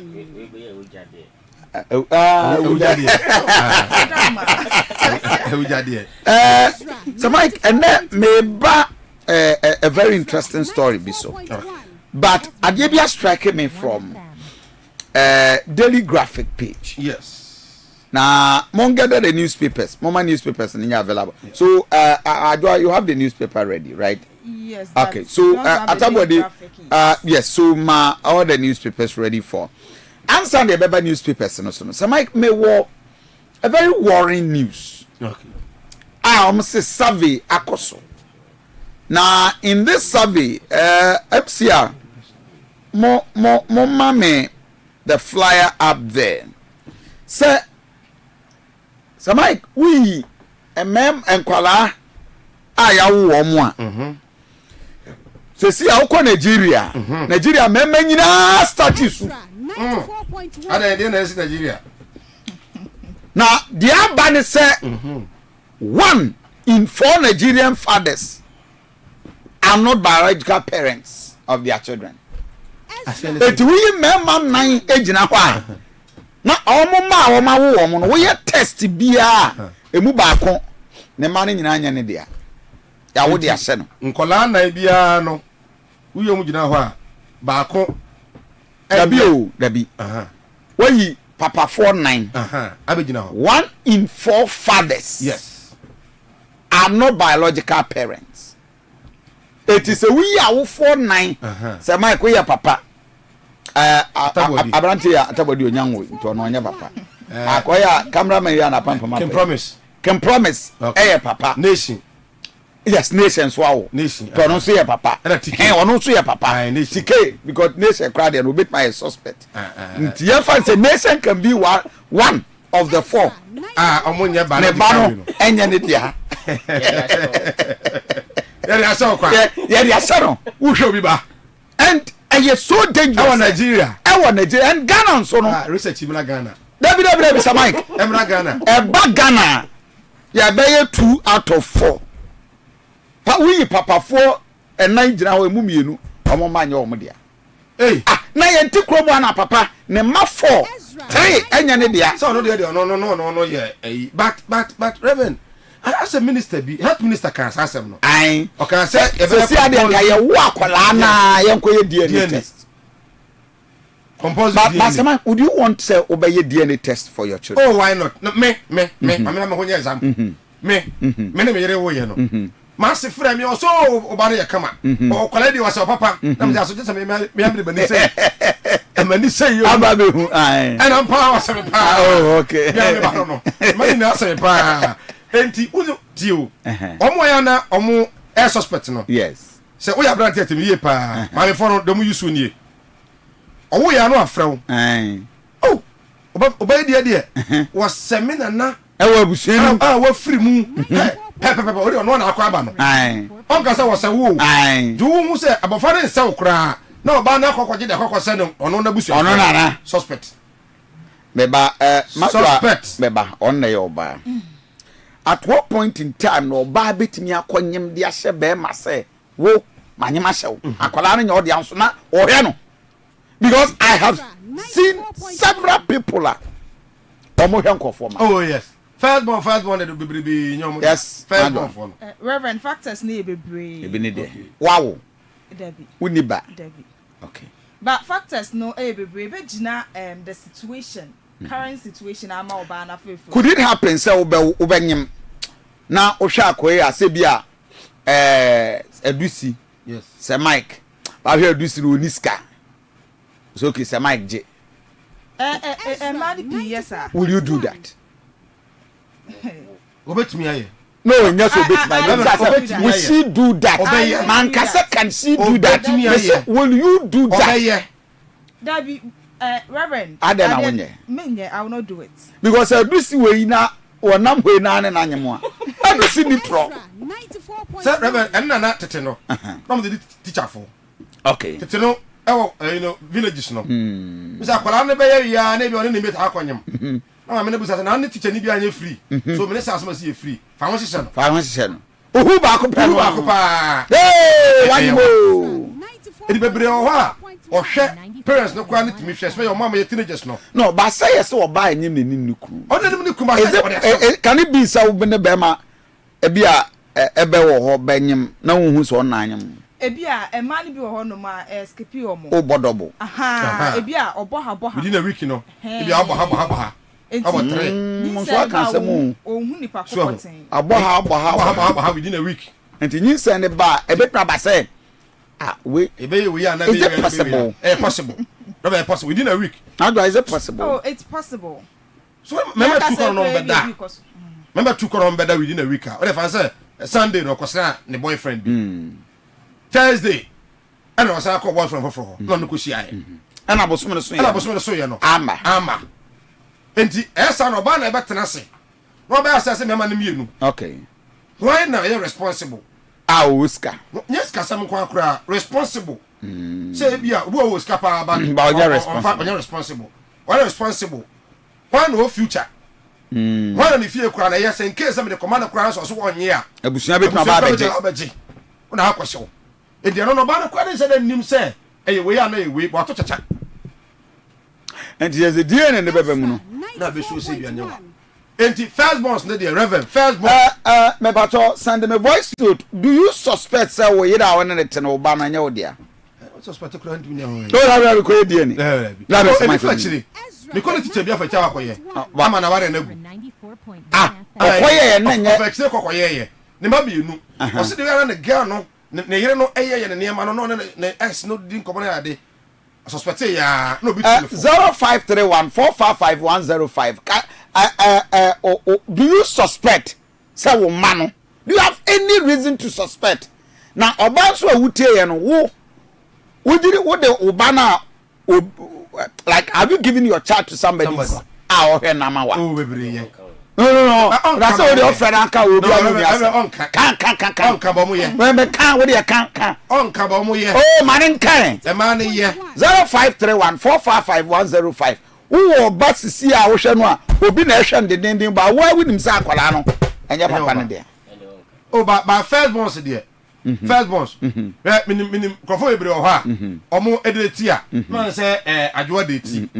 Eno oba Ezra no. Abesi another guy or suppose ware no. Yeah. Also the ex no enya ready. Opose ware. The day no, adibu ade la chairman ha ware no. Okay. No ne be ma no, the ex boyfriend no. Was we dey my last one compensation last one. Madwa why last one compensation that? There be. Me kwa anya na wo kan come. Who say ono nya ware ya na dey. Okay, our na ya dey. Oba be ware no. Tia na wa ko chubi aba ware no. So obu okwa no a na your family influence and or the kwa ware no. Okay. But nkabo na but why must you still be closer to your old partner? Have you had relationship still winning the job but you are still that close? Oh, having friendship with your ex dear and your body. But yes, it depends on mindsets. Oh, mindset in there. Ubedi. Oh, Ubedi. You can never go back to your vomit. Ubedi. Ubedi. So ex na wa hu no pa wa ye kam wa so chen wa so ko na say close pa obi tumi ga me ye na kwa me ex no ye aduane because me ex niam na yiri ni ho Ubedi. Have you visited back your ex? No, but talking on phone, testing, that one is okay. Wow. I'm not visiting him back. Talking on phone, no, testing, no. Come on, media. Say, then I jam in. Oh, no,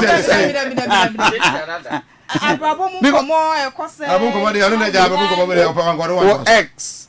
Yes. 0531455105. But some come with 4 out of 4, 1 out of 4 fathers. And mano enye wo mo dia we are bema. Do you suspect say we yire nkwala na wo hwe o mo enye wo dia anase oba obi hwe obi ba na ama wana share with us anopay na ye ni nkomo because some my concern has been the psychological aspect of it. Okay. Uhu a so hu enye hwe ai ana beboa yes uhu abede afana sa din Mimi can watch a player bena ne mani nyina na enya ne dia. The pencil. No nya pacho nkobo bi. Enyo no a. Oh, Odate. Yeah. Odate. But usa no so na ya na e ma training na. E ma no show behavior bi o. What would you show? Omo show behavior bi ase wa hu sa ase on no bi sa. Ase yes. But can you stay with a man you don't love? Oh, why not?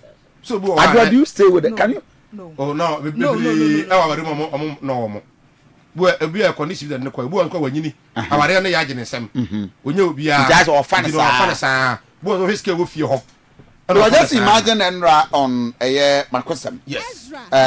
Ujama. Yes. Na osofo ya ode ni issue e ba ye say yi oware ye. Na so no pro ba kokko a woto wonofo. Nti we no adwan qualify. Okay, but so e kokko. So ni to. Who say o mas respect and wonofo. Wonofo ni nofo. Nti no one qualify so for no and respect. Yes, no. And o ware ye and within a period na chese wone no o amani ministry kra 2 months. 2 months o. Wetimi aware aye wedding 2 months na wedding na so for boka. So for boka 2 months. Dabi basa akwa no so wo say am for kra ne sisi mu eden kra nti wo do obo adwuma tete no amakosa na tete me yam crash se ma akwa tete sabu akwa ne kan ya no was why I'm going to need. I guess I was more mamma that would be back. Ezra 94.1 FM. for your wedding now. Who back up or prepare to wedding. Nine would be back up. Or no about that back up. And son of Coco Warren. And a mass of already defending a mass of watch it. But that was for Daniel and can be.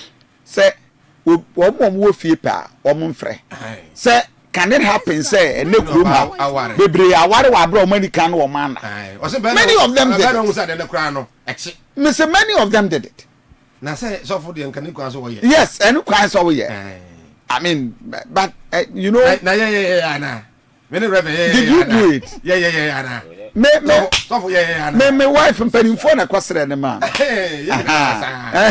Did you do it? And to me, I met me. Oh, if you read it.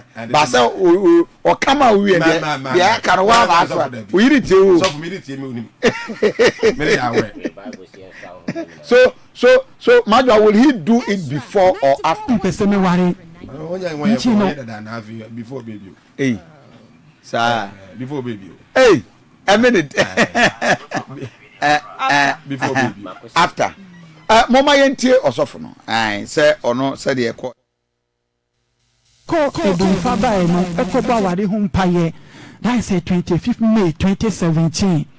Me ko don fa eya metam ko don fa ba sa 3 days fast ni de me call for aware. Sisa me ko bo aware hu mpaye no. Mi akasa no ebra na me si so nyina na me si me pe oba kokko a osuwa.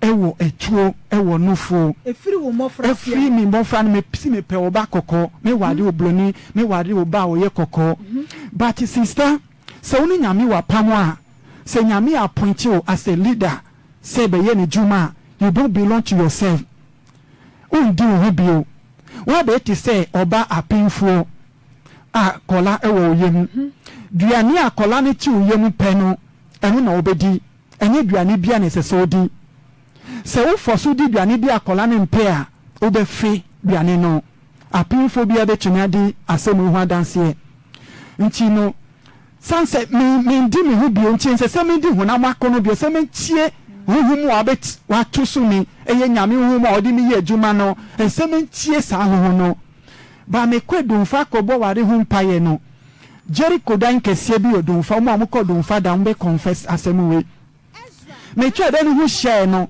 ebo ware hu mpaye me ko dai dan na jona na menya vision me hu oba mienu ba ku o mi lefty ba ku o mi right side e wo dai na mo ye wo mi left right side no na onye koko sa oye chocolate onye kokokoko sa ba de o mi lefty no osuwa oye kokokoko a wo tuo wo nufo so osofo ni enra na within 2 months wa ware na o ene ya muntie makosem ojama na nti se Mike na emema for we Kennedy ewa ha se yeyi mema for bia emu ba ko nkwala wo mo hwe na nya ne ba yes but Reverend me say first born for the there so he 10 first born for 10 na 0531455105 we are Bema do you suspect say we here no mana wo hwe omo no ebi wo bo anya wo dia and we are banso do we have a woman called we are banso are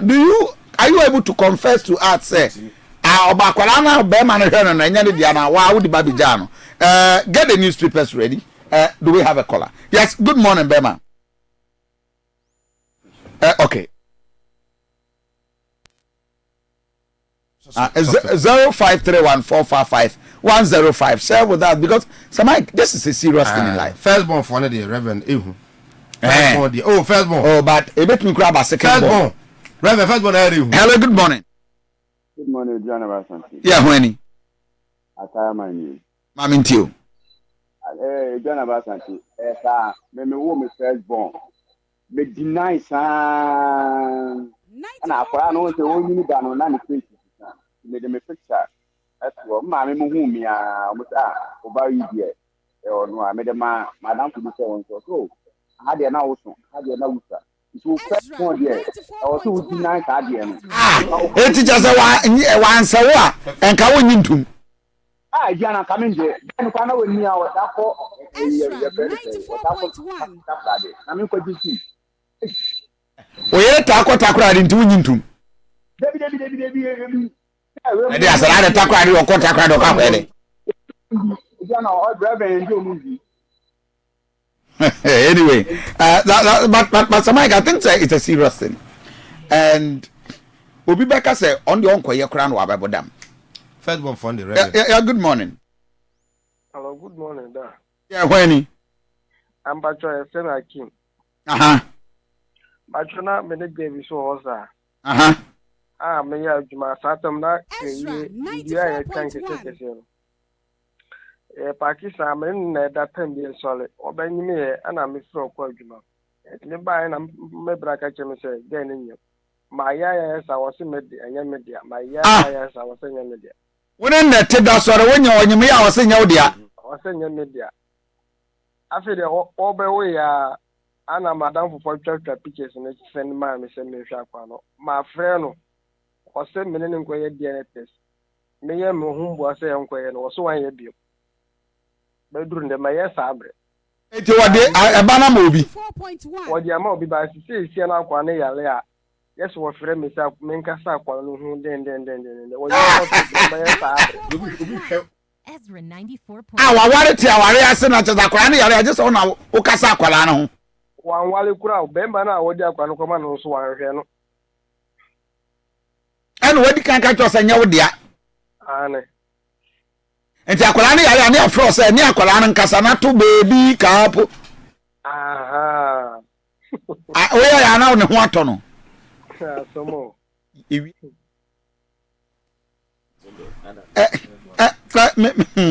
Okay, 5 callers. 0208 340412.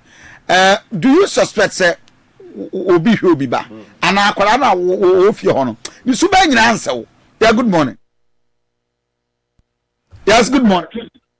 Reverend. Yes, I'm winning. Reverend Pacho, good morning. Morning. One of them say. Pacho, be bisi kaka. Mamintio. Reverend, to me, number level 200 or university. Now, about your minute, Reverend. The owner of friend will campus of America, one name, oh, it was only came way back 2017. Now, Reverend, not the more thing. America, send me go school.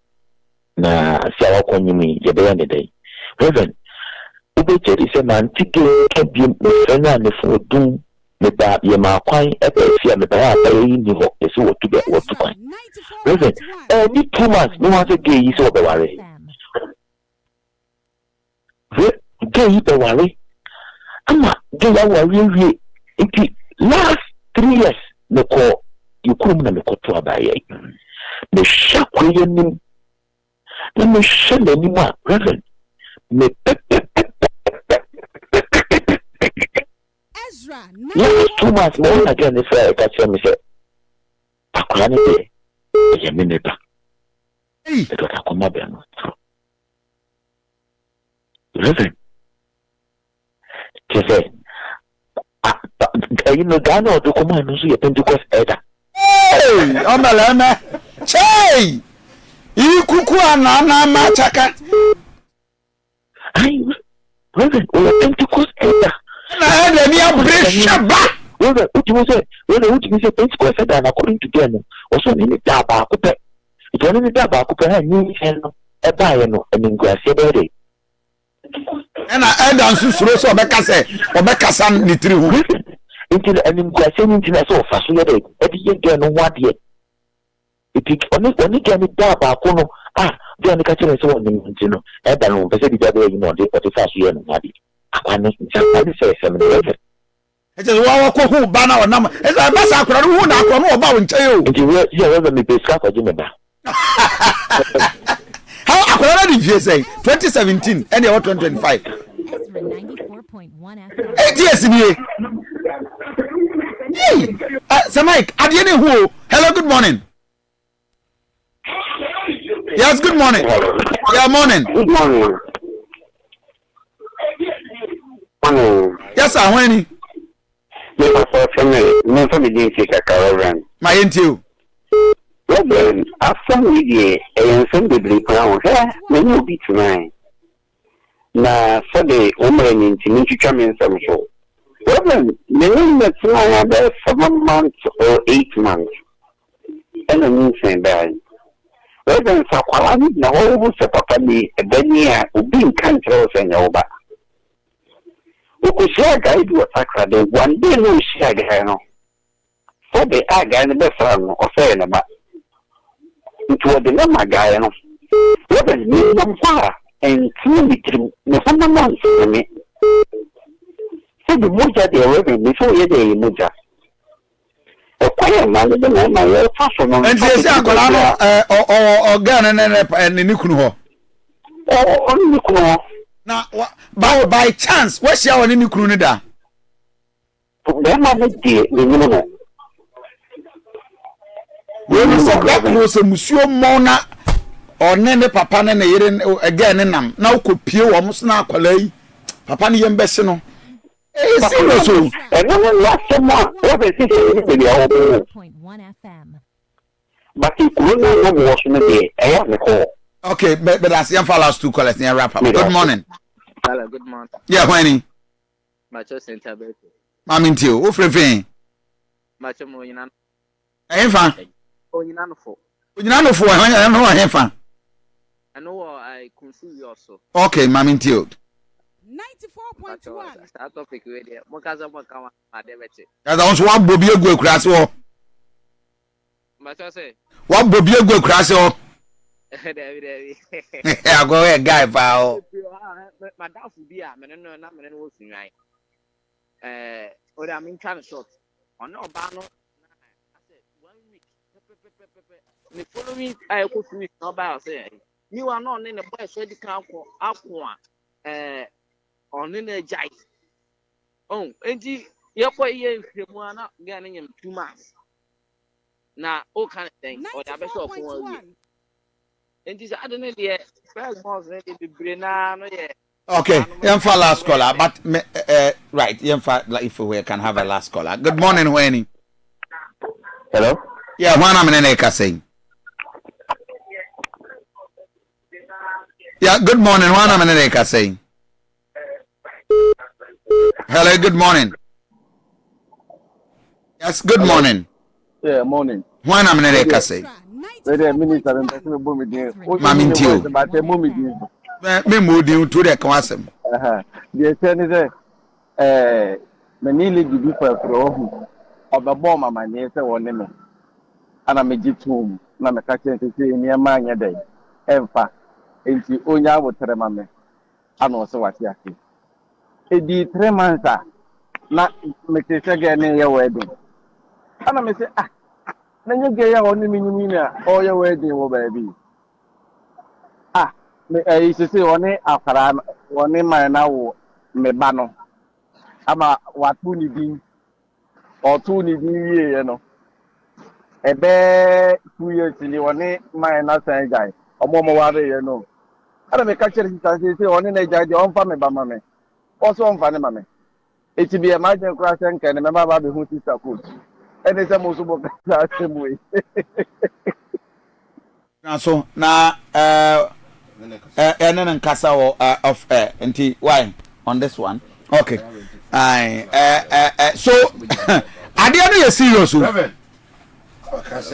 Sir Mike, about your for Ojama producer, Makosam Etuda. Yes. But your back was a secret to be. Yeah, we are Bema. You not could do be or what could be ho. Oh, Pesa with at all. Brahma Kosem. 0244. But Monfa, Makozam producer number 01 08 0244 84 01 08. But who was our problem? Maybe number in the for producers here. Yeah, boy, my quadri, Opasa Quadia. Yeah, wow. Ama wa kwaje omo beboa team no beboa ma watimi akwaje oba kama de wa se asumde ba nso uzebu ha no osuroka se okwekobo ne ka nyina no ebedi hu djuma e de ama right angel heba osa relief formula ena me de ebra wo na no pay say wo wanya osa no wa drupa ba ko the right angel osa relief formula no eboa watimi ahili osa ne kura tu ase kutoto the amount well didi a wo say and digest the na bomode a betra yamu 2 days kwa and digest you know nyame de me bitan boa pa eboa adu sumi system no na mo na mo ho na mo mre pa so no mo duru pa ene the osa relief formula right angel the aba Dr. Auntie with my drew and odi drew yi aba 0530 248 485 0530 248 485 afi Mickey delivery service and I made wo ekro sa wo ne bia bedu ba bie na opese ekwaje e de brewo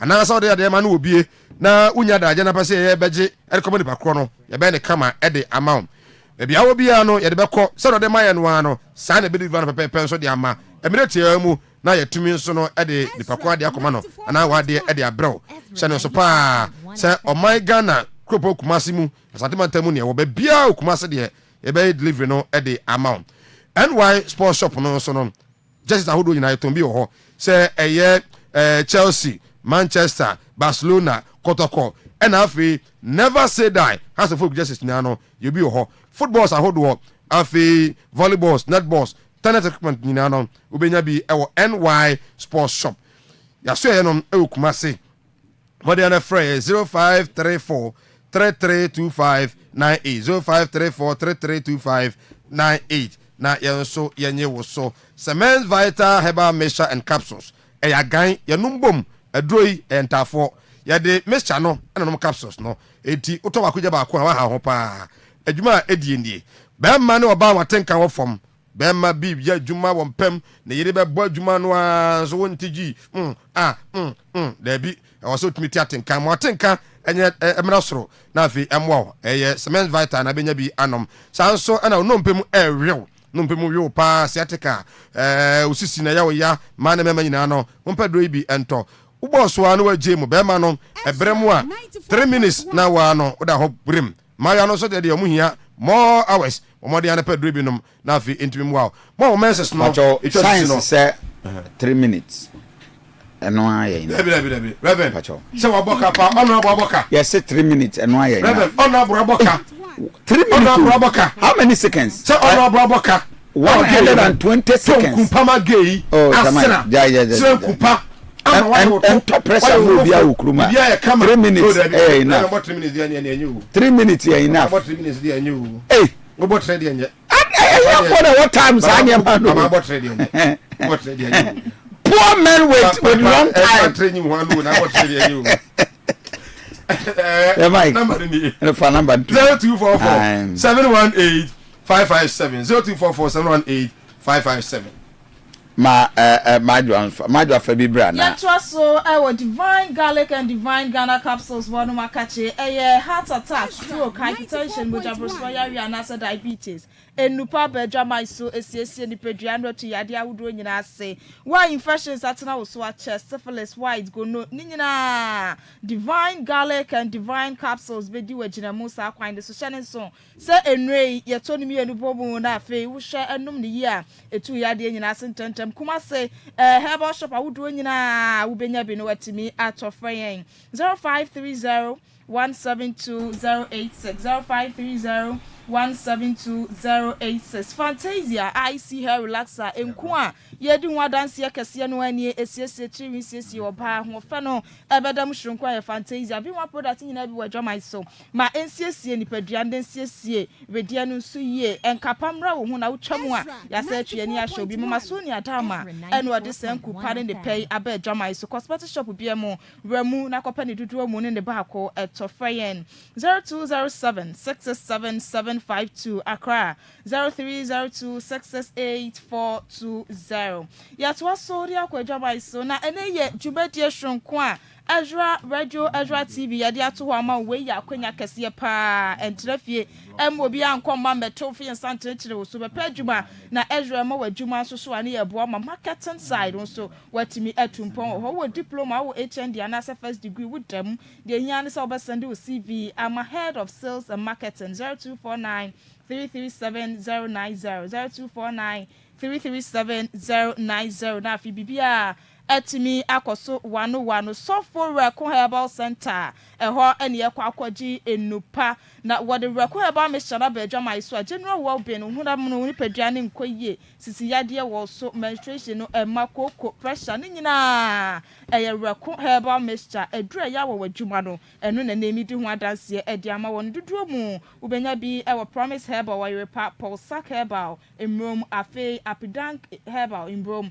ne nyina ubenya bi etimi atofren 0244 470067 0244470067 Maliton herbal mixture edupani ni koko kakra ewom koko kakra wom sanso era kakadro ewom ebo papa enuomi test kwampo eye shronko wanum bi da abedi hu adanse wonum bi dan so atumi kakope bi etofrise eboa ebusti immune system kwamo ahodo a ekon aditia yade no afema nipadua no emu soso ekon kan na moja no tumi di afrisane ekọ ba bia ewo se ekọ ewo nipadua no emu bomoden na ene wo mo entokese ewo 0547 021078 0547021078 Guanbe Herbal and Homeopathic Clinic yaba yade ayari sama pano aba infidie kukudam nyina wo yakache yade hwesi nipadua hwehwe nipadua ba bibia yade na hinta ba bibia sie yade rowra ntokro ni ntwa ne ntwada so ne yade ni pie na ehun adukan no yetimi di ama na wo de asiw yade ahodo nyina ano ekwan say spiritual counseling na wo pesa wo ye wadidie mu ensam dietary counseling nyina ye behwe na yade wo afa enchechire mu awo nsam na etete wo diabetes typhoid na se enam yade wo ahodo bi no akwakote de afore wo ho so a ye betimi ahwe na yetu ase kra de ama ejusu do nyina ye ben eye do nyina circuit court de pepepe ye adwuma dwada de kosi efiada ene ye monkomo 0241 587674 0241 587674 Odi4 Daniel Herbal Clinic waba wobesiese unipadua no eye yefunumu hawo na ehawo anase eye menstrual problems eye fibroid a ene nya afi na akoye ho surgery ahodo bia ko ebesaba ko Odi4 Herbal eye Odi4 Daniel Herbal Clinic na wontimi ensiese bibia enfama hernia koko anase se empo low sperm count malaria ntide yade ne nyina yade hunupa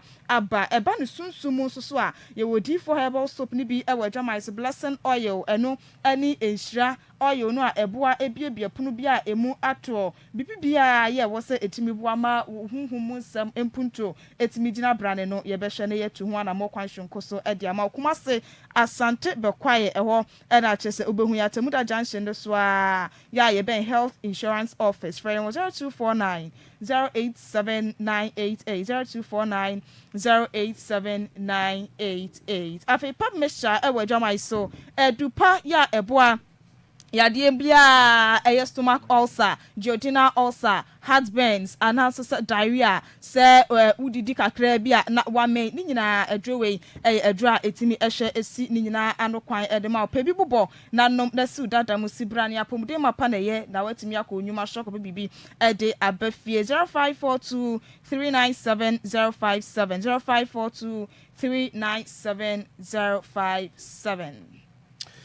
Agarafa Herbal Center akofa Glaveman Mixture ede aba se moa mono mpemu wi mo pa bi wa na sisi okoto ntimi sore be ma nso a ode boss wa na waje mu obi na wanya ma stroke bi ana wa na wanya bi na ho etowo a ni na onya bi ma betun aboa ho sanso na mema no mu ni atenka no so hu emu ya de na sanya atenka ka ho na timi aboa pa aduroi beton do bia no obenya bi ato say yesisi yare nko ade a Glaveman Mixture and I make count for at the ama was 0533 420 666 0533 420 666 we turn to Biano Buraha Ubenyabi Aton Jollof King Restaurant and I'm do run on pay say you no I catch the will say Udi dear dear papa let me aboama when Nupadiano sono at menya what papa no what made your papa so at the abo my pa Ghana I'm a Ghana at me to point into no pay Biano delivery say eya wari na wo ye engagement adoring corporate event bia na wo ye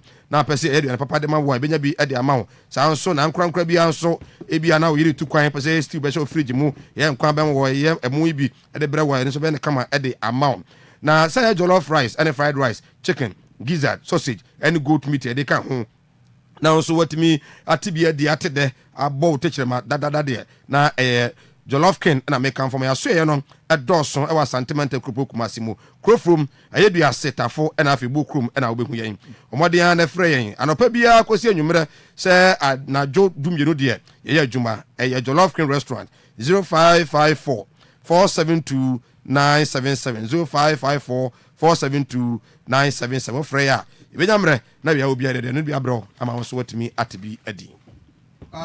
So Mike, we are starting discussion. Yes. The unpaid nurses. Yes. SSC are there and yeah because of Muniska. Now this has been a serious concern. My any one of them in Combo. Nana AJC Kappa, a coalition of unpaid nurses and midwife association. Najay Ezra TV, Ezra Radio. Aduanaba Kofi Asante ni bibi abakode Ezra 94.1. Yeah, one kwa. Sikana muni bi. Sa pepe. For how long am musika yentwa amoka? Yeah, it be 8 months, it be 9 months. And what has been the discussion? Well, yeah, fire Juma ending of last year, December. And there be appointment letter about in January. So, yesterday, Ejuma reported to your various post analysis stations. Yesterday, Ejuma. So, along the line, somewhere April, and your colleagues maybe shall see a receive your musica. They been so diamba. And tia consultation, among my assessor payment, in groups. So, the first batch, Nedianaba. So, yen looking for next month. May, ye train ama. June, ama. Ne se baby adene keka kono se ya amfe na nsi forma enkrofo de se kan be dwan anka etiama yitu anamo ye ne Mother Association, Ghana Registered Nurses and Midwives Association, ye call Ministry of Health kudi hon komo na omo ka chen say ye financial clearance na omo so de atwa ye kam ISPI yensu ye nyina yenim say ye colleagues a omo sika ba ye nyina na ye fa ye adwuma yenina ya appointment letter date the same na shaso enti eden obi die ni sika eba na aka kire bi se omo de omu sika no financial clearance no ISPI eno ene nkomo asofa ye di abedru na ye ka kire mpanfo se omo ma ye hu enti dabe ena ye na ya can over 6,000 nurses and midwives across the country dabe ne ye beba omo so omu nim da akra beba. Wow. And the new minister, Eni Ankasa, the young man, Akando, Kwableminta Akando, Omo Mamo, yet Omunya Mamo roadmap will be out of payment. There's no roadmap. And then Anopay, one sister media, engage the PR for Ministry of Health. Before that, NRA press conference. And media bako efreno, or catch them say on ya way.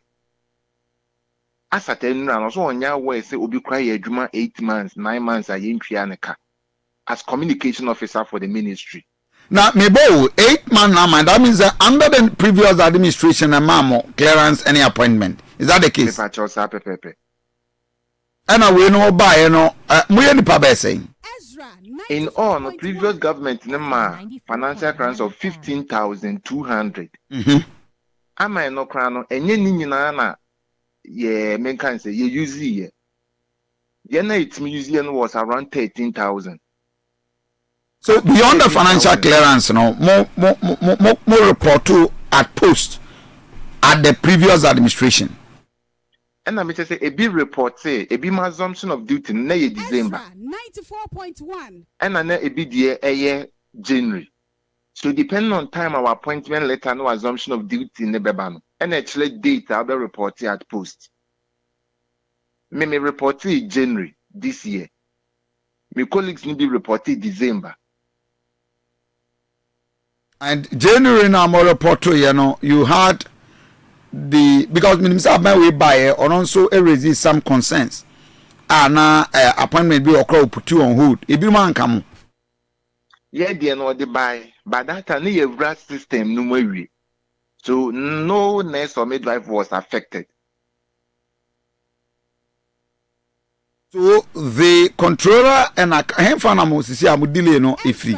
94.1. Yeah, dear, when you call Ministry of Health, Omokache say financial clearance now expire, so they can't pay us. Okay. And the Omachula letter come Ministry of Finance. Say more clearance extension.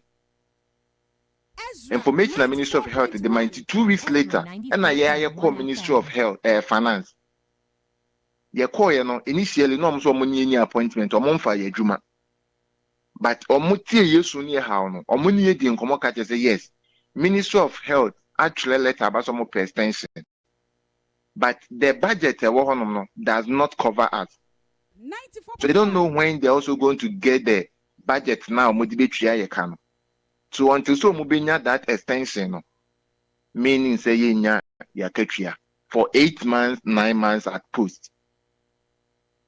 How are you surviving this time round? Mimia, and can me letter ebe sendo. Baby, I me high me dying. Me make deposit. Me feel me money 6 months. Think after 6 months, me the balance I can be babe soso.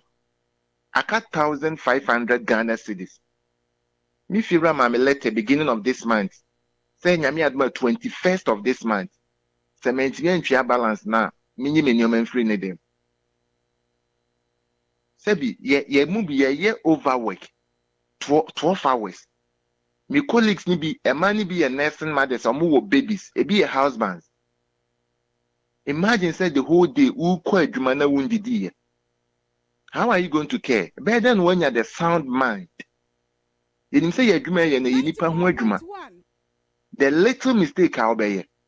Obey me will be after an 94.1. But open you can say, yes, you and fire from pine saying, wow, Costa will be a dear one cassa way are. Too bad then when you dream, kindly yes, will be a dear. A common dear. Your light brilliant mintia, your water brilliant mintia, ye feel rude to ye. And your bonnia, ye and say, yes, ye bay a nurse for an asa midwife of four. Say ye bonnia, mon country.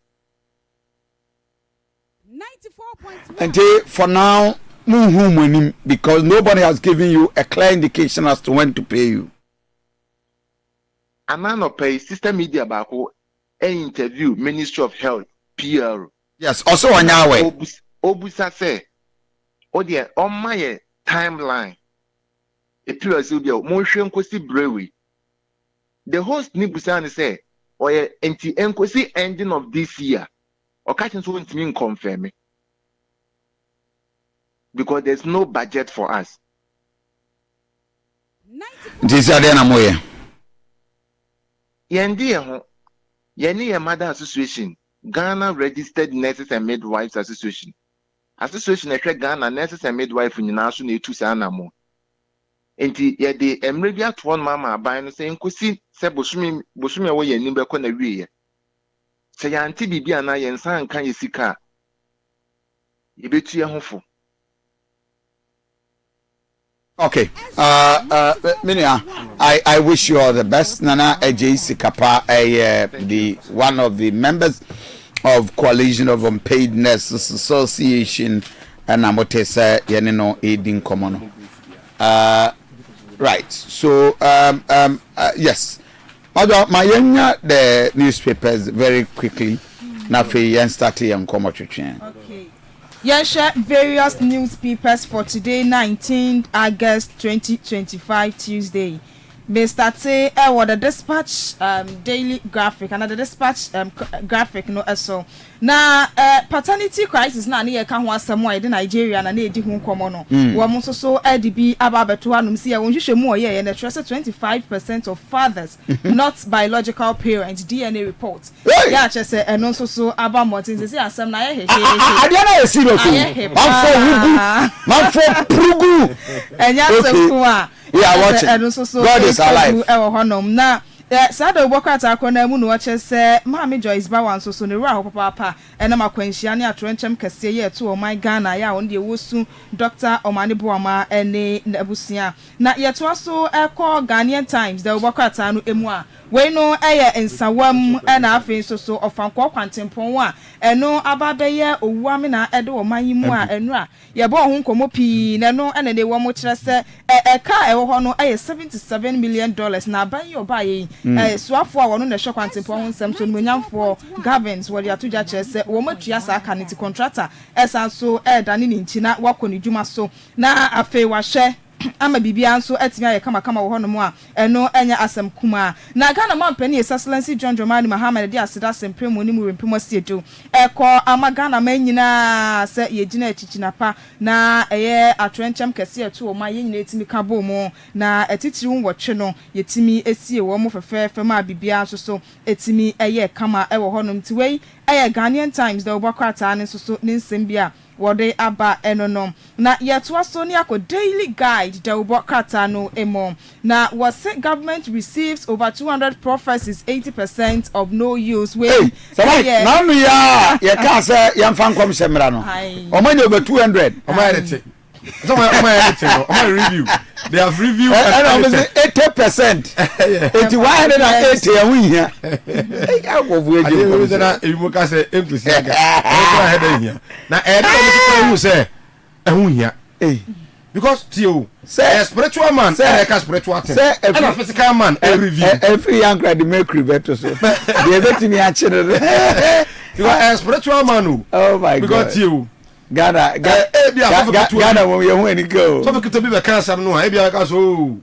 and there menyintu ne wa bia na so for kase be kan obaji atum nti dey na odi review yes 80% en kwasi asem 80% ya kwasi na daily guidance so so abo amane efa mampani Mahama amnesty ya chese ne wode ama eniduafo besa hankono ne aduokono enwoche ya enei no wo mo so de ho amanebo ba daily graphic ekonemu na wo chese enei wo my Ghana ne hihye eni hu empuntu tisiru efa timber exports wono wo mo etimi di wani ahwe honom papa mpuntu mapa etimi ekoso ewo honom na mampani ya aban John Dramani Mahama ene na soafo no mo chese STEM education no ewunya papa na sese yemeyani ekoho no mani nti soafo a wo hwe ewumasua ensam so onmunyafo na idrisu di atudwa chese wo mo de nhia ahodo pi egu akwema basic level no sabre wo mo so behwe na STEM education wetimi ama wani akoho no bi papa ehonsam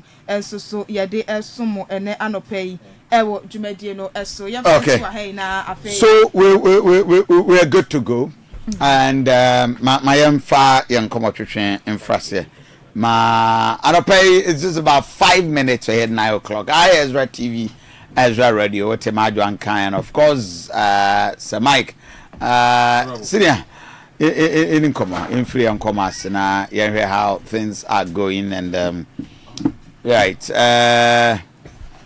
my brother Kennedy Akwesi can come the former member of parliament at the Manshire and of course former municipal chief executive of Masquerade Mampo. Bema na bi abakodia. Adom.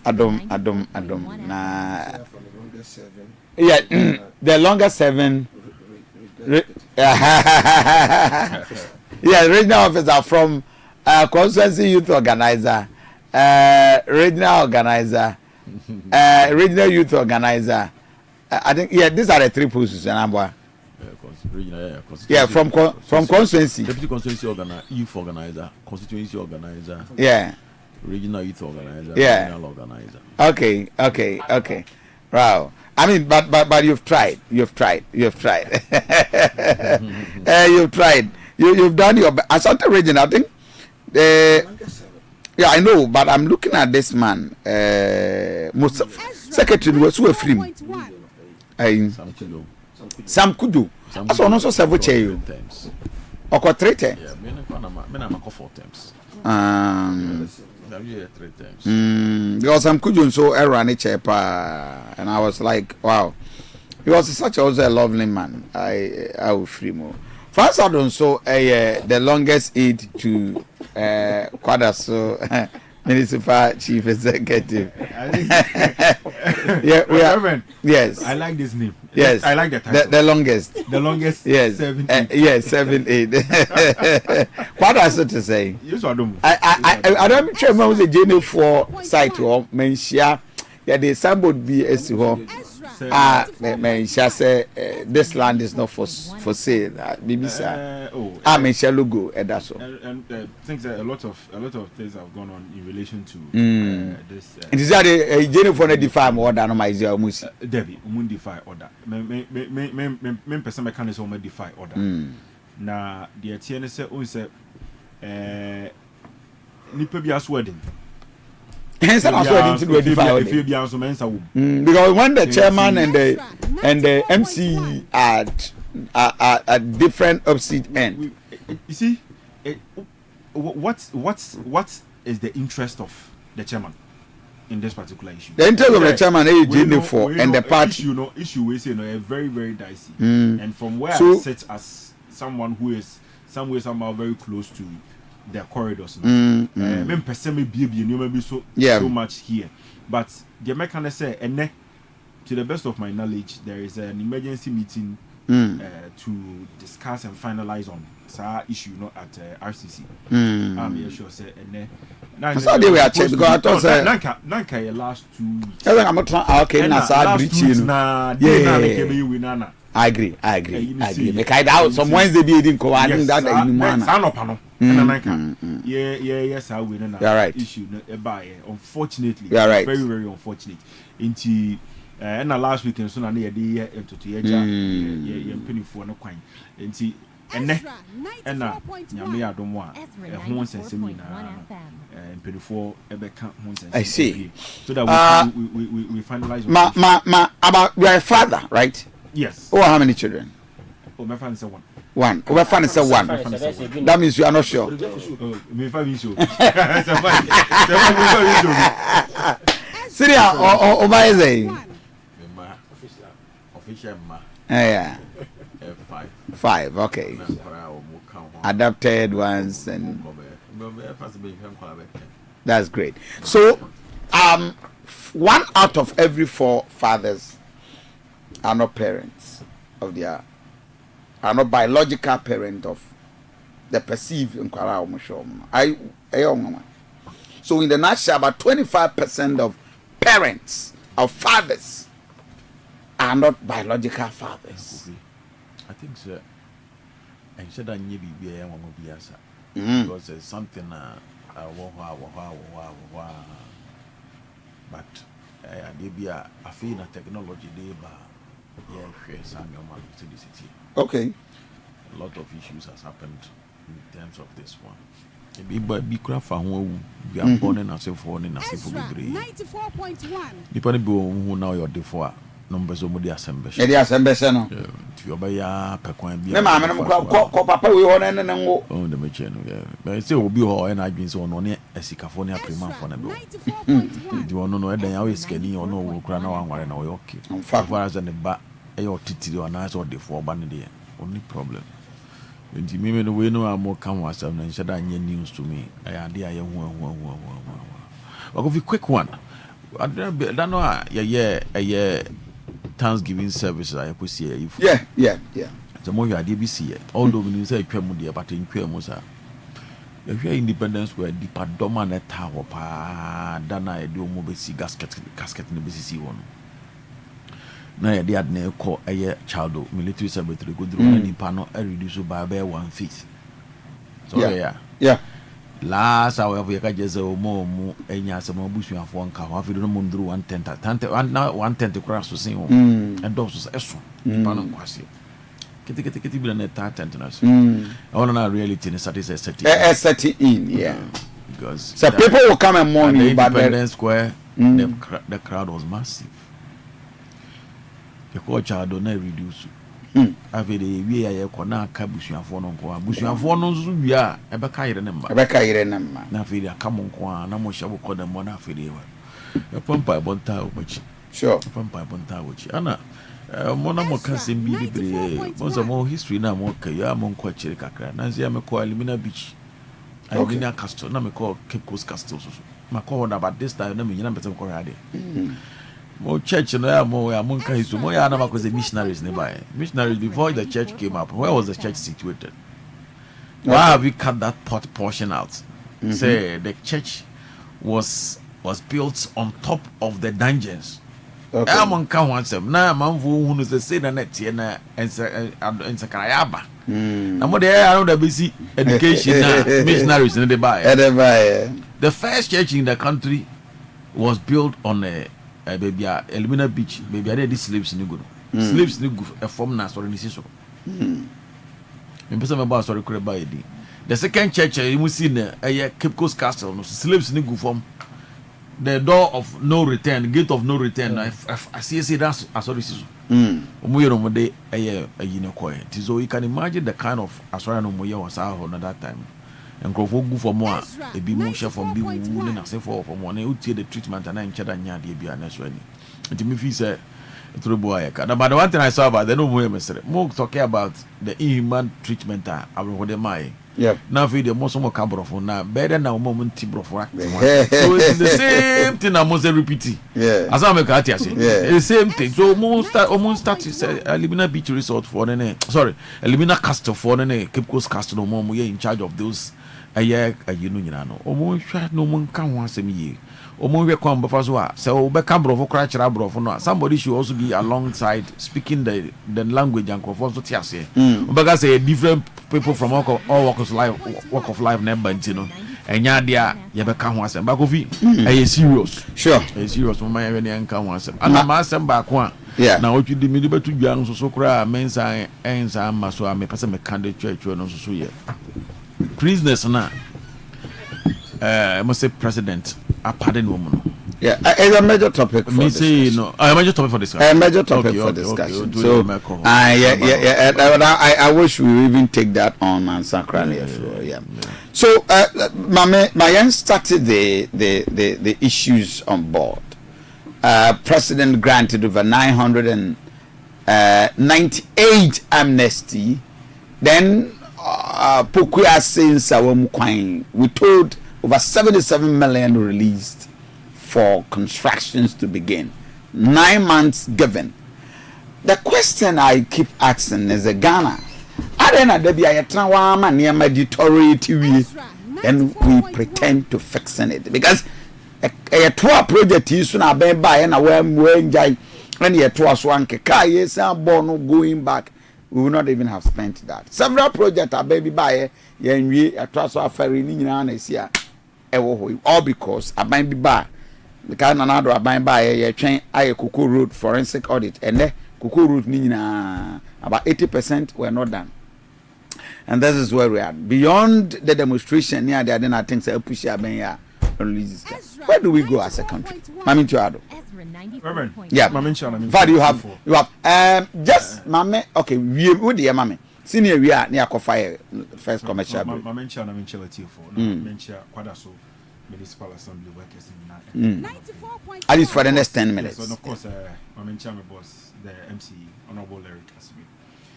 I think sir before I start Honorable can assembly about Yempinifua and our team through an accident, a plane crash, which was a very, very unfortunate incident at toll on minor.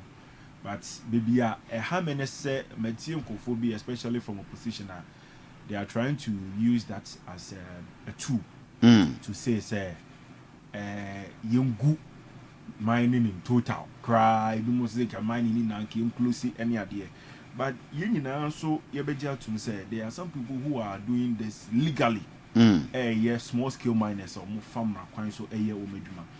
And I might refuse to say, penny phone what you not they were going to launch a government program, a friend of cooperative mining. I Babeshena Ashishe, I must say mining no said Nankan for F.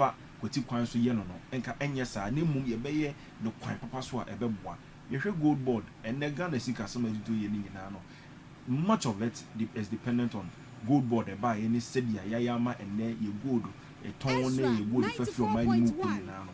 So I believe say we have to take a critical look at the area. Ne one more said the president today by a name and telephone nurse say one more who ye mine and legally no we allow them to mine. They say yensuo na ne kwan ye faso say Dubai ne the forestry and all those ones we'll take it out and still get our gold to be able to raise a lot of revenue to support the country's economy, no, so the economy is boosted. And let us also not forget it creates employment. And what's the year shot? Then I use and for SN on the Sanko for no SN, we have to deal with it. But then in dealing with it, we don't totally take out one more year at the end legitimately. Emma, Nyamano, and Kwasema, and create a whole lot of issues. So that is where I'll touch on. And then also, I think the issue I'll be saying in relation to say the father and for yes, and yeah, at the forefront. And yeah, at the forefront. And yeah, at the forefront. But in Pimbi, no, yeah, not a baby, I see, and a man also said, "Oh, can I? You'll be or Ezra 94.1. Ubi quite me, no, or Bemma, Quasia, Bisabi, Imperiasa, Equanium, not the Aquashi can be. And not the Aquashi or the Aquashi Titruia, or Tiny Baby Sans Society, the particular non will be intino, not the Quack Quashano. Nippon of Fan is okay, fine. Some impending Guasia and some imper Abuni, Kikenti, Messomedia to some, but H. None Nipana. Sebi kwahwe apabi on number bi na on na nyinsen obano na afa ba kaso me ba and also it I think say one of the things and then go for as I say DNA yeah owo ye na yinko DNA DNA say am pass akwa no oye me ba na say onye me ba na I think say eno no would help resolve some of these issues. DNA never bo amasani ma we nyina to atwa say me hwe obi ba na me die we should be bad here and harding. They don't know kind on officially or cra numwa or show warm one can send ma. And also war or musum free chain bell numo so come. They're 10. For all you may know, some cran numi on one chain be cray. Obeying do baby no. Not some cran numu be back who cramp on a barber channel. Oh, yeah. And there you are right. And couldn't cook no one man be crying attention. No man attention. Not some afraid of way to be. And the Baba Beshano. Kofi. It happens. We did not be here. But not a because a junior. Maybe you be a poor man in future. Also, no, say I'm not a poor man. I'm using as also don't use me in such example. I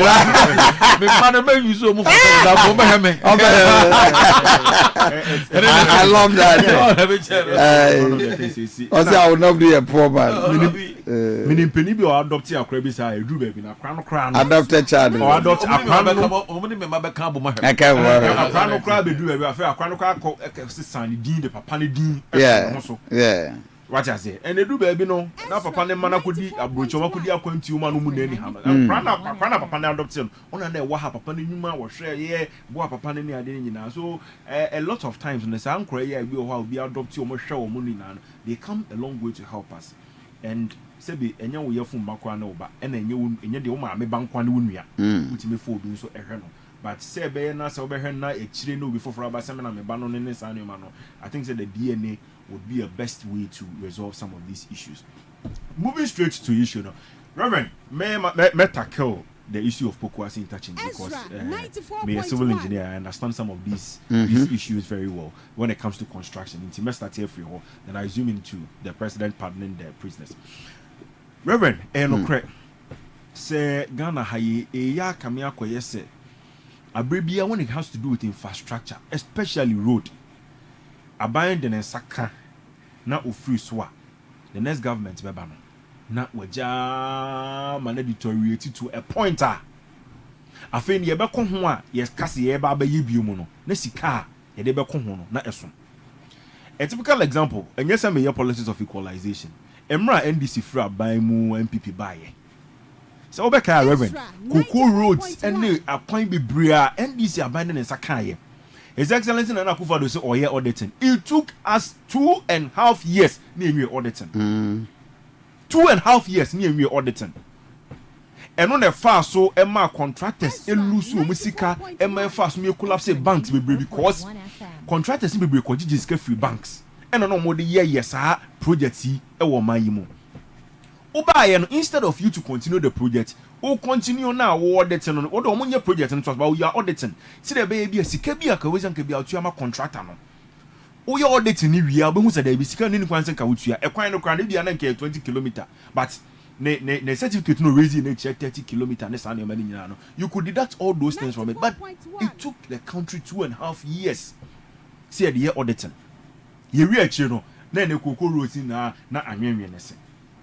and ebasa sabi enye say minim but I don't me who say any kwan say wo trim say bia bo contractor kono trimode anasa aban na atwa mu na apese o chese onye adwuma eye Ghana na o say no because e kwan no the moment I'll be your kwan out to baby I'll be making the place more trouble the development starts in the area adeba kwan go for the moment I'll be your kwan I'm making an area accessible no the development starts there it is a hono na nkan ko frequency dan the moment I'll be your kwan out to no na for the dan start ba stores start ba hospital eba because now nkofo be hu ne say ha kra me ko eyeye na reduce a lot of social vices kwan na nya na abone form robbers yakwahyɛ kwan mu baabi na afi no o ma sha say hijack cars and nam ho ne ade poku ase kwan we no I think say we should applaud the government and applaud the roads minister very much because ye ba ban mu enche I think say this is our 8th month and na poku ase kwan no I think say omo award project no na ka was say ka poku ase interchange na wan kan say the area we are talking about is the Nsawam road.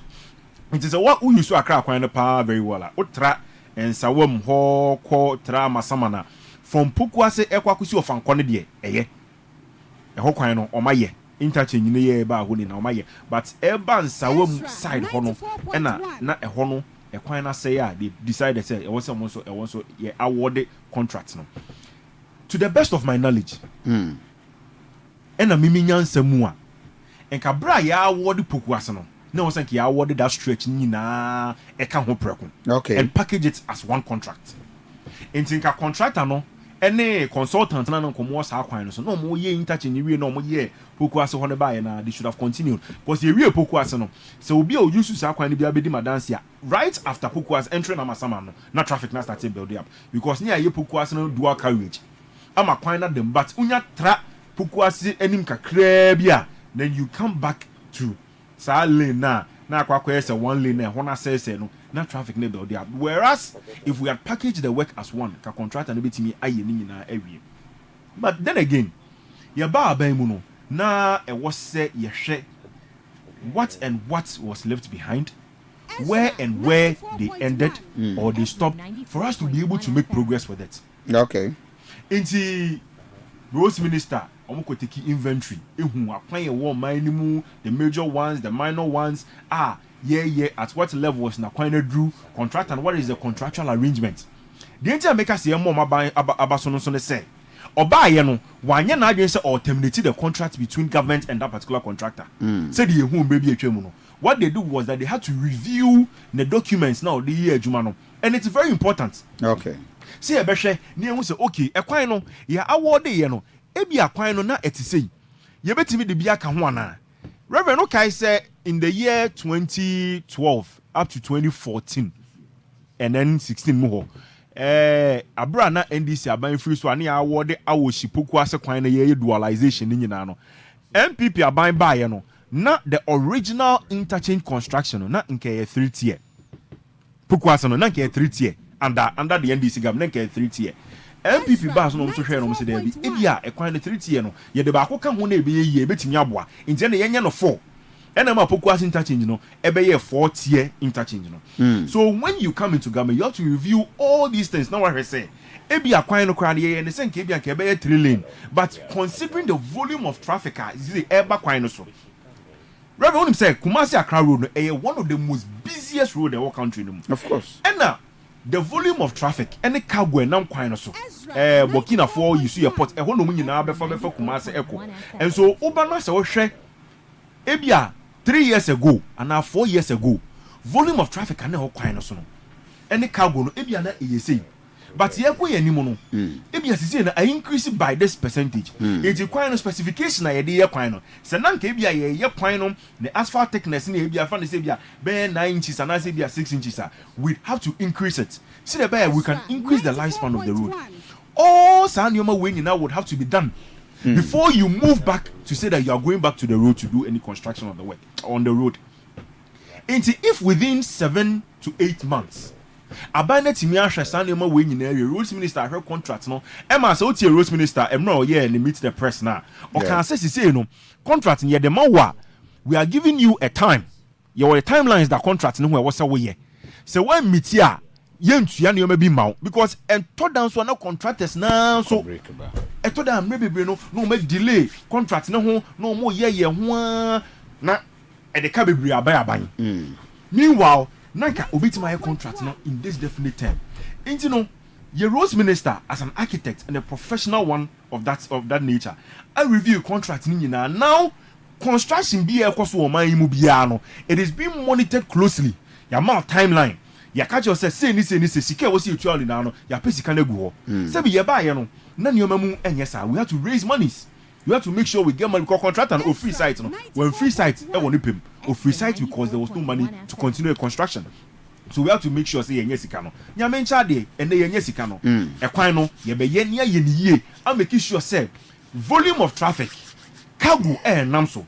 E betimi afa kwan no so a in the next 30-40 years no. E kwan betimi a last. Na nkonko ye say ye be ye kwan na nche bia na potholes. Ye be ye kwan na nche bia na say na people are beginning to complain about the road na ye no because e kwan na ye be ye no. Meaning say reverend afa kwan no so a e so pa. So is it different from the main Kumasi Accra road? No. This is the same main Kumasi Accra road now. The same road now. You're moving away from it. The president kind of say we will continue the dualization of the main Kumasi Accra highway, but then also create an expressway. And why? Expressway no. Expressway creating there. Say no the Muslim there the two streets. And no the Accra be Kumasi. Yes, it's possible. And yeah, there. On say Reverend. Currently, the main highway currently your main highway net down and then Krum. It is what expansions or more no. They are trying to move. Sabi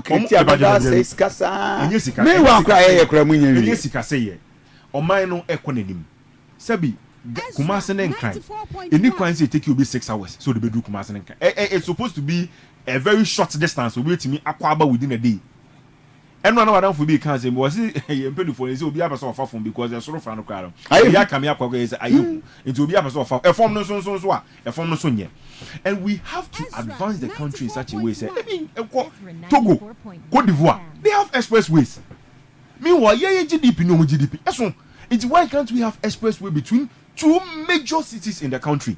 At least one expressway. Kwame Nkrumah motorway to Basically, Ghana intimidating your motorway bia and advance what is there. It's let us have an expressway different from way. So what shall offer quite so between and denying between Konongo Eko Nenimono. On say you quite free Konongo. But sister cry the road is halted. The project is what I'm saying is that there are efforts to make sure say movement between Accra and Kumasi no be as fast as possible.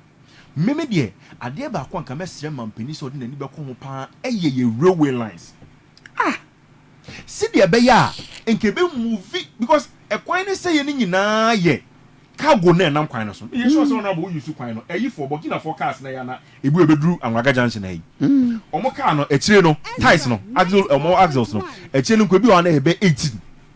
Ansa no ba animu 4 no 8 into 4 year and some over any more ties now we shall load the good car no more pie and nam yakwan yeswa Reverend I thought that now thank you and you ask yourself say into your chakesa car see axle loader and san your mom apply roadie ababesna could be your mokwana. So going forward we have to look at moving these cargoes from our road into a railway line.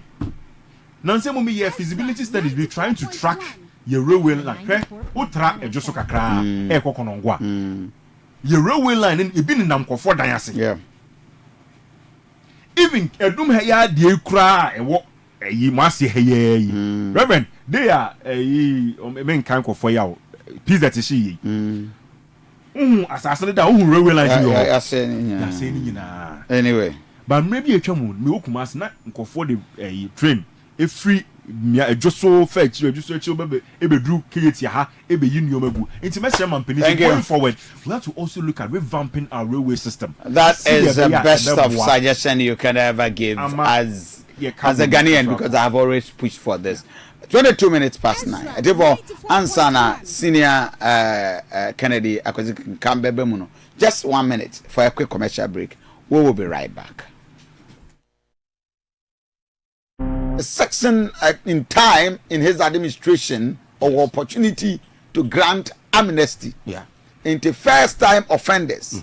787. Yes. Was by the advice Article 72, that is 1 of the Constitution, Emma President, the prerogative, the executive fiat to so obey granted amnesty into a constitutional order of the Republic.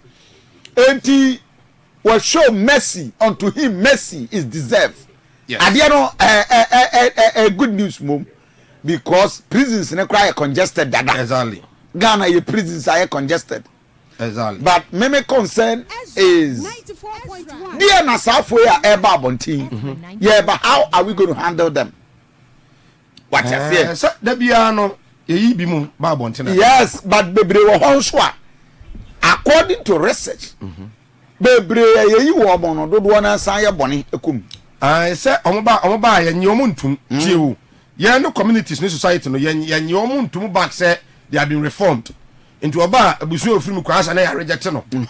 Enti eba ne saa oja bi odwene ho se obi amfa me ho de amame san ko because baba onya dwuma nye. But okoda prison why? Obi cheapis obi kwa cheapis man bi.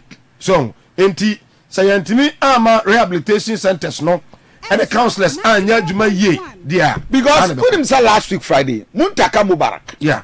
Ebe wrap up ayi phone read phone and cocaine phone. But you better get that video ready. But go back to the flyer now. Almost under death sentence. Yes. To be committed to life imprisonment. Enipa 89. Any sentence almost to death. But Ghana no, I think say you repeatedly here. Obi akra president dia enya execute the death sentence. And the law has even been reversed. Said the maximum will be sentenced to life. And from death sentence to life imprisonment. Yeah. It will be the near see 87 almost NRCC and your committee almost from death sentence to life imprisonment. Then life sentence to be committed to 20 years definite term. Into several the next 20 years. What I said? Yeah. Into what that death sentence are. Okay. Over several the next 20 years, then you are back. Okay. What I said? Okay. So Mike, what I said? Yeah. 51. People 51. Okay. Me a sentence to life. Life. But see the next 20 years. Okay. Do you know? So now 40 years, sir. 60 years. So don't call retirement now. Most women more. And I want more yare pa. Seriously, no. One yare. And also 33. Okay. President said, "You knew over 70 years, irrespective of offense. What community background wedi?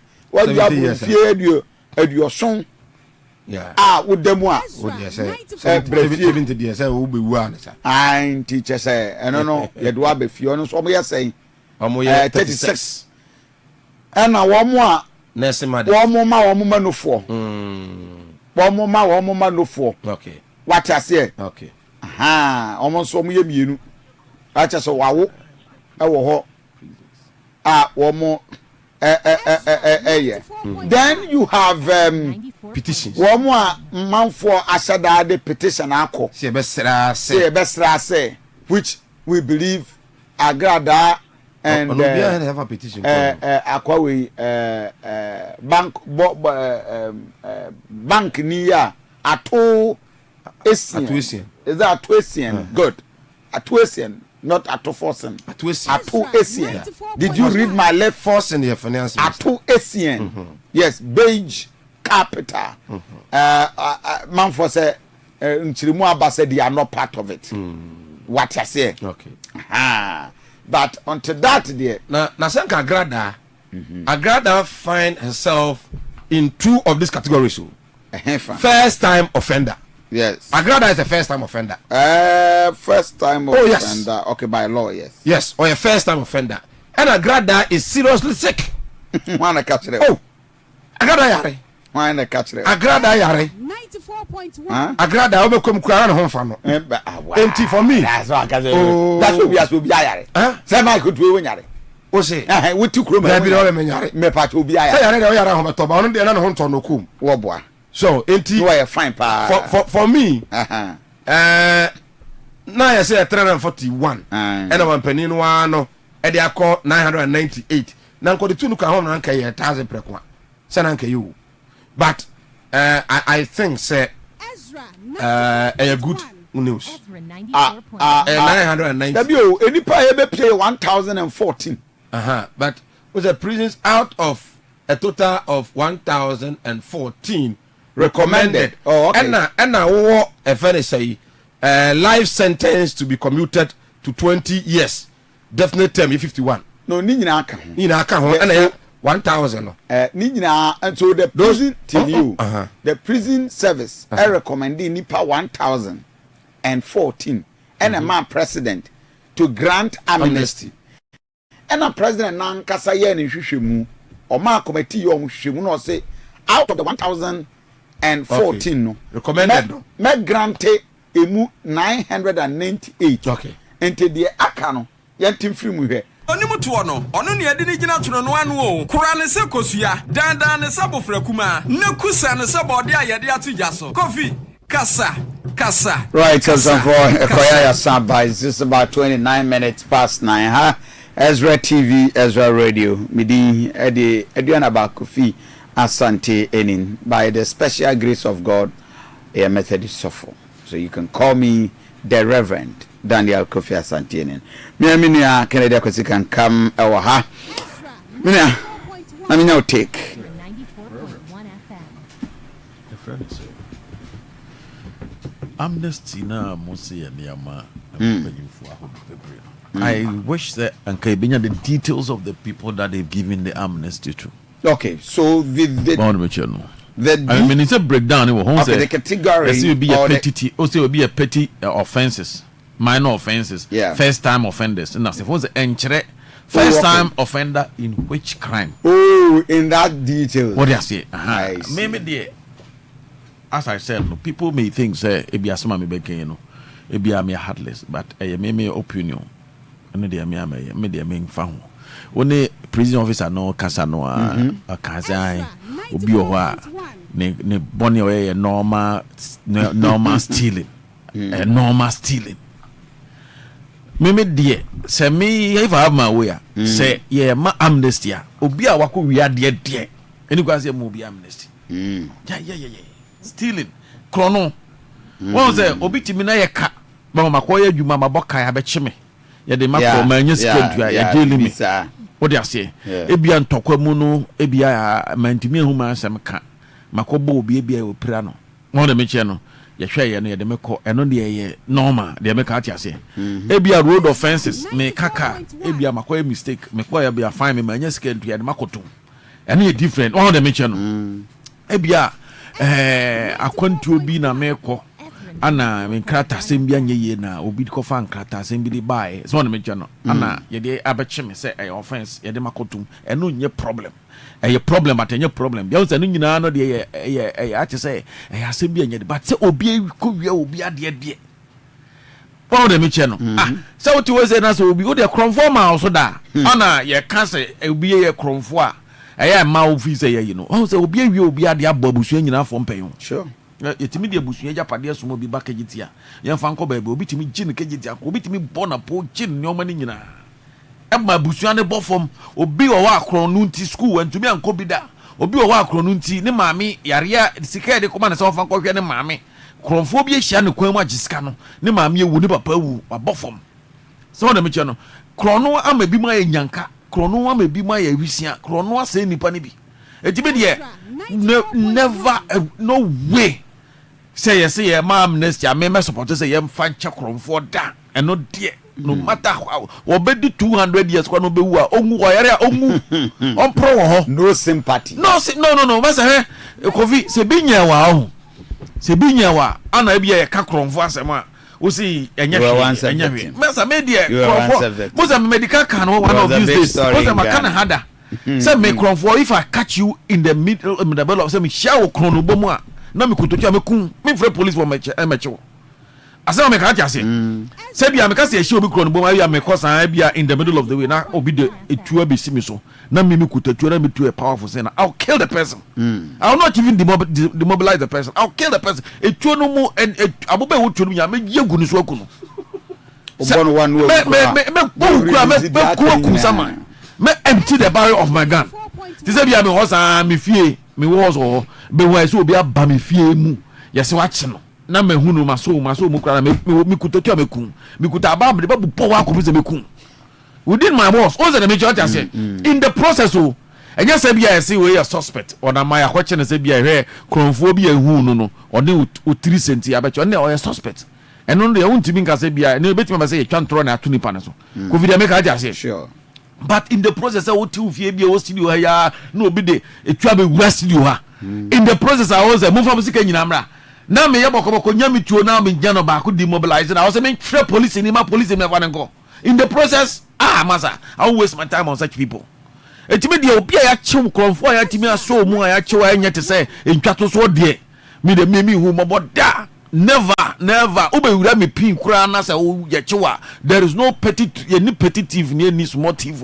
kronfo bi e kronfo I hope you get my point sure etime de me madwene na me ka mo bi me na adwene say na me ni sympathy mo bi a me de wo kronfo nye wade da hu kronfo a obehu na abehu ni mobo me nko prison che kronfo sika da dabi me see me nko prison ko che kronfo sika da say hu ze nipa we ono koye an robbery case we e bia highway robbery we mu na ye e bia sa dan we mu ne break ba ye ko all evidence na masa sesa medua na koma kronfo ze oni o prison enti da never in my life we a prison officer kwana me never just from a prison for na macrofo am nyankopon fa nchawo timi de krofo asem de have a bitter experience about no krofo asem de me de na amnesty na me de macrofo no de enya me bi de me ne mo nyadwene me koye galamse me tu galamse ya ba chime ye de makotu eno no ko pena no aduane eno ncha da nya crime o de ya crime but nya crime bi ya eye hu asema me ka ati ase okoye adwuma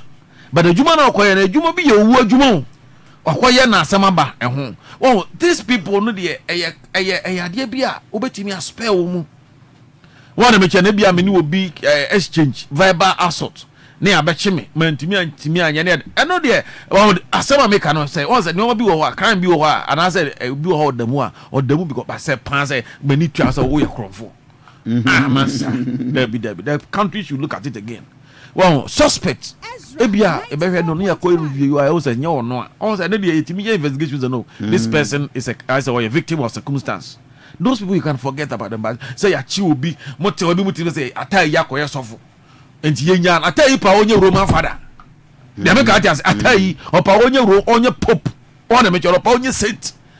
Look at the people that he killed. Look at the crime that he committed. Then you can see people say, yeah, twice yanko yanfa koma. And the president can't find Canada. President be MPP president, this president. Such people, let them rot in jail. Let them rot. Obien mo bet me so obedient. And the bet me sound all right. But media obia why koko somebody who are mam or wako kumobi, we pray obi, wako fu obi japade obo obi from.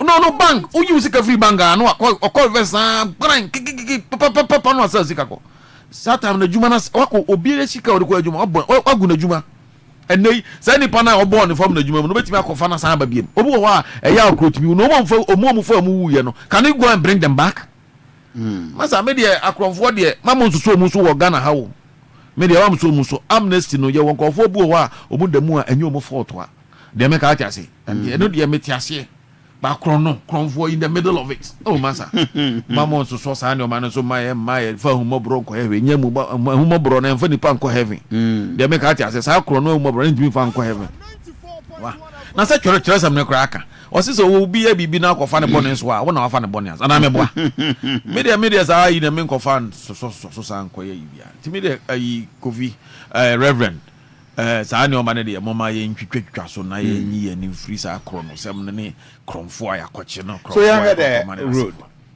on the road issue ne de Kofi Ghana has say me say the country no ya na a problem ya na a problem o man no mu fo eni o man na dwuma ye fo eni o man na krache fo any of mine no crofo ya from the so-called expert no we are the cause of the problems in this country. Kofi and they am no kase me say the rate ya de ya akwan e Ghana has see am no kase. And I said the amount of money ya de ya akwan o man we mu no, it's very expensive. Road construction in this country is very, very, very, very, very expensive in this country. And the maintenance of the road is very poor. Wow, your road maintenance and me feel say we have to look at it again. I didn't in Ghana, your has a see no kase. You see your why ko baby I take a quine and ya papa. And didn't in a quine and ya papa. Why not itimika say a timika say a quine? Yes, a quine a asphalt road, the lifespan 10 years. Say a sapetia, the lifespan be 8 and answer 5 years. Say a feeder rosa, the lifespan say. And a TNT, Anasa quine, Yadia Koma Obia Mana Quia quine, why I say quine, why asphalt no. As a details na I say. Nani pana quine 2 years na say. Na ya shini panesa, a dientia. Sa or more muye consultant no mu him. Who's a consultancy? Road construction kwa nyina no woni sansa na baye no okwaji insurance woni sa wodi insurance ba as a guarantee say okoye adwuma no na sa wogi sika mobilization na odwane a the government is supposed to go to your insurance firm to go and claim every money that has been given to you. So okoji sika na akoye adwuma no na adwuma no an last na say essay na say nipa no repair no repair woni beside your insurance cover that thing say as a contractor and insurance company etwa sa de neka enti mu musa say sa ne o ma no ya gigi ni nyina ne bond ya gigi nyina no e de na krachefo no gi o mo de ye ne ekokoye kuma say akra road section ba bia obo na afena tutu ne efra contractor na o me ye na afede na akwa etwa mentwe Kofi sa ne o bi ho a ye ne tetetete hu me sa ne o ma we me ko MC asokoro ma na me so answer fun no so sa ne o ma we what do you mean why you juma na say chief we dey trase na we dey technocrats na juma enti we to wona chia enti the MC ya me kwa me hu ana asama me ka just say maybe the ever say be coincidentally no I happen to be in the construction industry. I understand construction. Want to mention as a way then I say oh corner utia I can say that this is not the way it's supposed to be. I've been in the construction for over 20 years. Affordable houses is way me see fa on the me register my company 2000 when I register my construction firm construction point by Juma sa ana ya Juma and it's a wood me cry them and civil engineer say the meaning of civil engineer na by experience I understand construction. Oh yeah mixture na me unze oh yeah ratio na nya papa if cement no cry na concrete wo dan go na ni nya ni ho ya this way the cement nim what I say with experience wo betumi won sam pa wo be check it nim enti adenti na yete wa ye jaja akrachifo ya ma omubu Ghana faso sa Kofi sesi amino kase o me ye quantities to wo say the construction na wa kasa wo say wo fa adwuma na de ayewa adwuma na behwa the margin quantities in here kasa quantities bia me ma me omo ntia say site say e boy twade ye construction bia say ugu concrete no e be ye 1 square meter one me chana say obo na anamon du ana say ya ye mema e bia sika say no say sika de ma sa anamon na de ama no so wa also go to anwea ato abo ato cement at for labor e de ayesa construction no a wo be wie no na wanya ehun fa so be ye almost 60% and 50%. And I still make but the government just enjoying. Me say government quantities no. I the man double. Almost more than a double. Now so a blog. Government quantities. They say how the blog and the blog say blog a best 5 cities 10 cities more. 10 it be a 10 it be a 11. Government quantities no or the blog bet me be once a 16 and 17. It be 2025. What you say? Honorable canon. I'll beg to differ a bit because engineer. So your private person.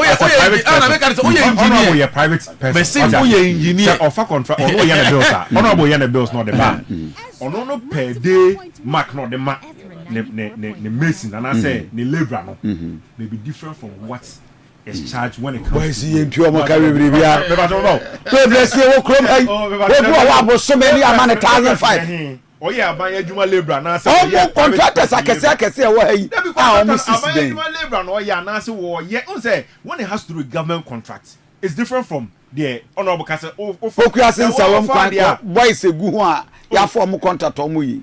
How much are they paying? Boys omu gu ne afọ. On say contract na fa om. Your standard payment. Oh, be me jani ntu omu hwe. Per man hour ni we ni. Bebre ntu omu hwe. I am not disputing the honorable. I'm not disputing, but the mention say so. Na nke dey na says kan munya bituama MP. Etuama minister. Etuama ebia we. Etuama we. You can substantiate. Oh, ja yes substantiate. They pay papa. Allegation and and I'm sure honorable will defend because the other contract man can on a percentage of it. But SAS maybe them family who say Yama MPB so GC and Yama minister we saw GC a allegation in there. I can't substantiate that. But the mention say professionally from my point maybe professional stance in the per man hour I the ma will be when it comes to contract on road any building any sentiment na edifa into where the master on way the other bracket can come to us. Okay, so no do a professional civil engineer nti we can civil engineer say me dey me why contractor he is the man on the field. Always a contractor. Always a contractor. So I understand. Masa I construct I say me say as me no kasa kura me no kasa me bi musi me no see ma asa ma ga just me gire mo me see ne den nti na me ka say so wo hwe bad sika de ma aye workers ye normal ye adwuma na etua ya de mo na hwe de aban ekotu bad de ma aye workers a far bigger. On the mission, oh yes, I calculation, no yes, extraction, no can boom, and now you're one. A cost it is a amount. So the mission, Naka would yes, or the Juana, you never saw a woman. No, I would be. Young Castle would deep fast one, the upper beer, deep fan, the Okobia. Now, only Comobio be deep fast one. No, I said, the same is Cabotana idea, Jumano. To talk as I can see, Ropieto. A bear so no man says, who's will be oh, the general. Remember, you are going to Ropio to it as a contractors is in Momo. Until the mechanic said, Sanyo money, contractors, Sanyo money. Oh, yeah, I know what to Drabaco. Oh, no, I talk for mechanic say, the year can say, until yeah, no. Ya buy mumba for no money opportunity. I'm over there, mine anyone. And I say, you may near to me. Here, and Nicky. Pie nim say wakoya ban adwuma wi na wa wi project no na do dia bon na yakata so na esi betwa won de meche no utwa ho mani abie so ho na odi bo ho se ya na wa kakraka bra Kofi na wa kakraka ho hwede bia sam ka bi se asokore mampon o ya ban adwuma ni na yese ko bibia ban adwuma bia na papa bia bekom bia ko ya ban adwuma bia be ko na kene kan because I ban adwuma bia ba ya be ko district ana me kwa ntu ko MC office wona wo no a MC no office wa sokore mampo no me dimbo edan na MC ni timo yese from administration no me dimbo se MC ka jo se brafie nemre ni nkomo wo fia wo tru ni fie gate no wo no me dimbo ho ura na ni na ne kodi nkomo a me di yeden ebo you did your best say coordinating director from say brand officer say the music and administration di uko coordinating director fie na uko ura ni ho na na di goma eda na coordinating director team of mampon no me dimbo ho say finance officer from say brefia obako apartment na odi wo no uko ura no me dimbo ho say engineer from say bra ni fie obako no apartment o team me dimbo ho say your friend is a planning officer efro say brefie baby akọ ho bi dimbo so eti bibi papa bia obako ye say wo kọ empanyin ni fie ana akọ no office no the name Kennedy kwesi can come will run through say net mbere so na yes ade o ma we nyina owie di nyina de ma ya sokore mampon eti se ye ho mewu akọ me nana kanso anem nana no mbeba na plug no aye nada na tata what is it you ko kelimina beach won alumina castle won no of course on the meche no we renovation kura na media no ntimi yede enyim free so we wa adwene say we be no ma eno kura the system will not even allow you so person so din ba onso ko si de for din yede e for di bon ana onso ko ye de yes o wie ne wie de aka na onso for din yede e bon I so simple so until any tie ni wa e bo wiase a that say eyi sa eniom why adwuma no why ni yie na ye kai wo wọ́n de mechire se sia metuo se ba se ye chichichi nkrofo se ye nkrofo ye hwe nkrofo ze ma se he wo se na se so mko ye omo ye si yokofo ko sa ye nkrofo ni bi ye ho ba bi ko ye mko ye ofiso ya na me so se nko mko ye na ma ye bone a se ba na nka da bank ba ko mbe fro do ma na mu se no mko ye ne den mko kan ne se omo so mko ye omo sa de aba na me se yo na ye me de se nkrofo den ekọ no mko hwehwem no movie. But there's someone there about somebody in there. But at the appropriate time, I'll call them to come and give me the necessary. I'll call them. And then that you did it. Oh, they say, yes, oh, but now I'm about to buy the Ebreno. Because I was so happy.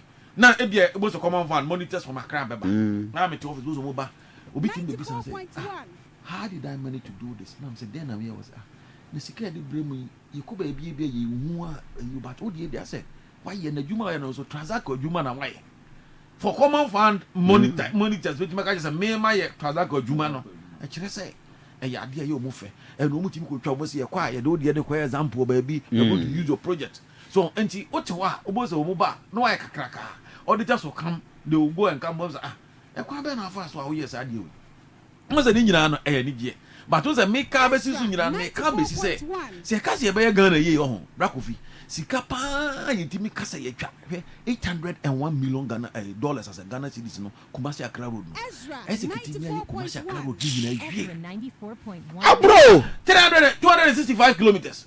With this amount of money, you say asphalt, go, master, most producers, no, and asphalt, 1 kilometer of asphalt near here, say a boy is saying, now we divide 1 kilometer of asphalt by 800 and something thousand.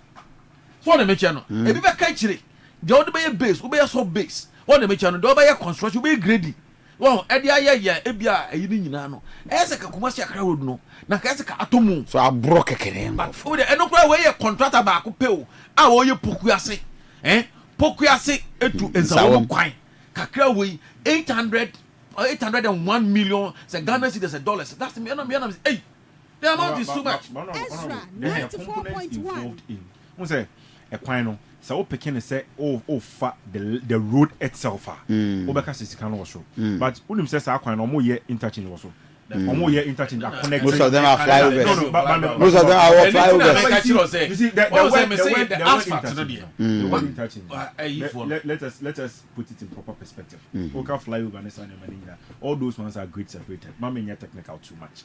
But the point is, your dreams. A coin is emusum. And yet, say a coin beyond the specification. And only idea about what it be a yen share. A coin of my come there, so business idea. And a coin musono.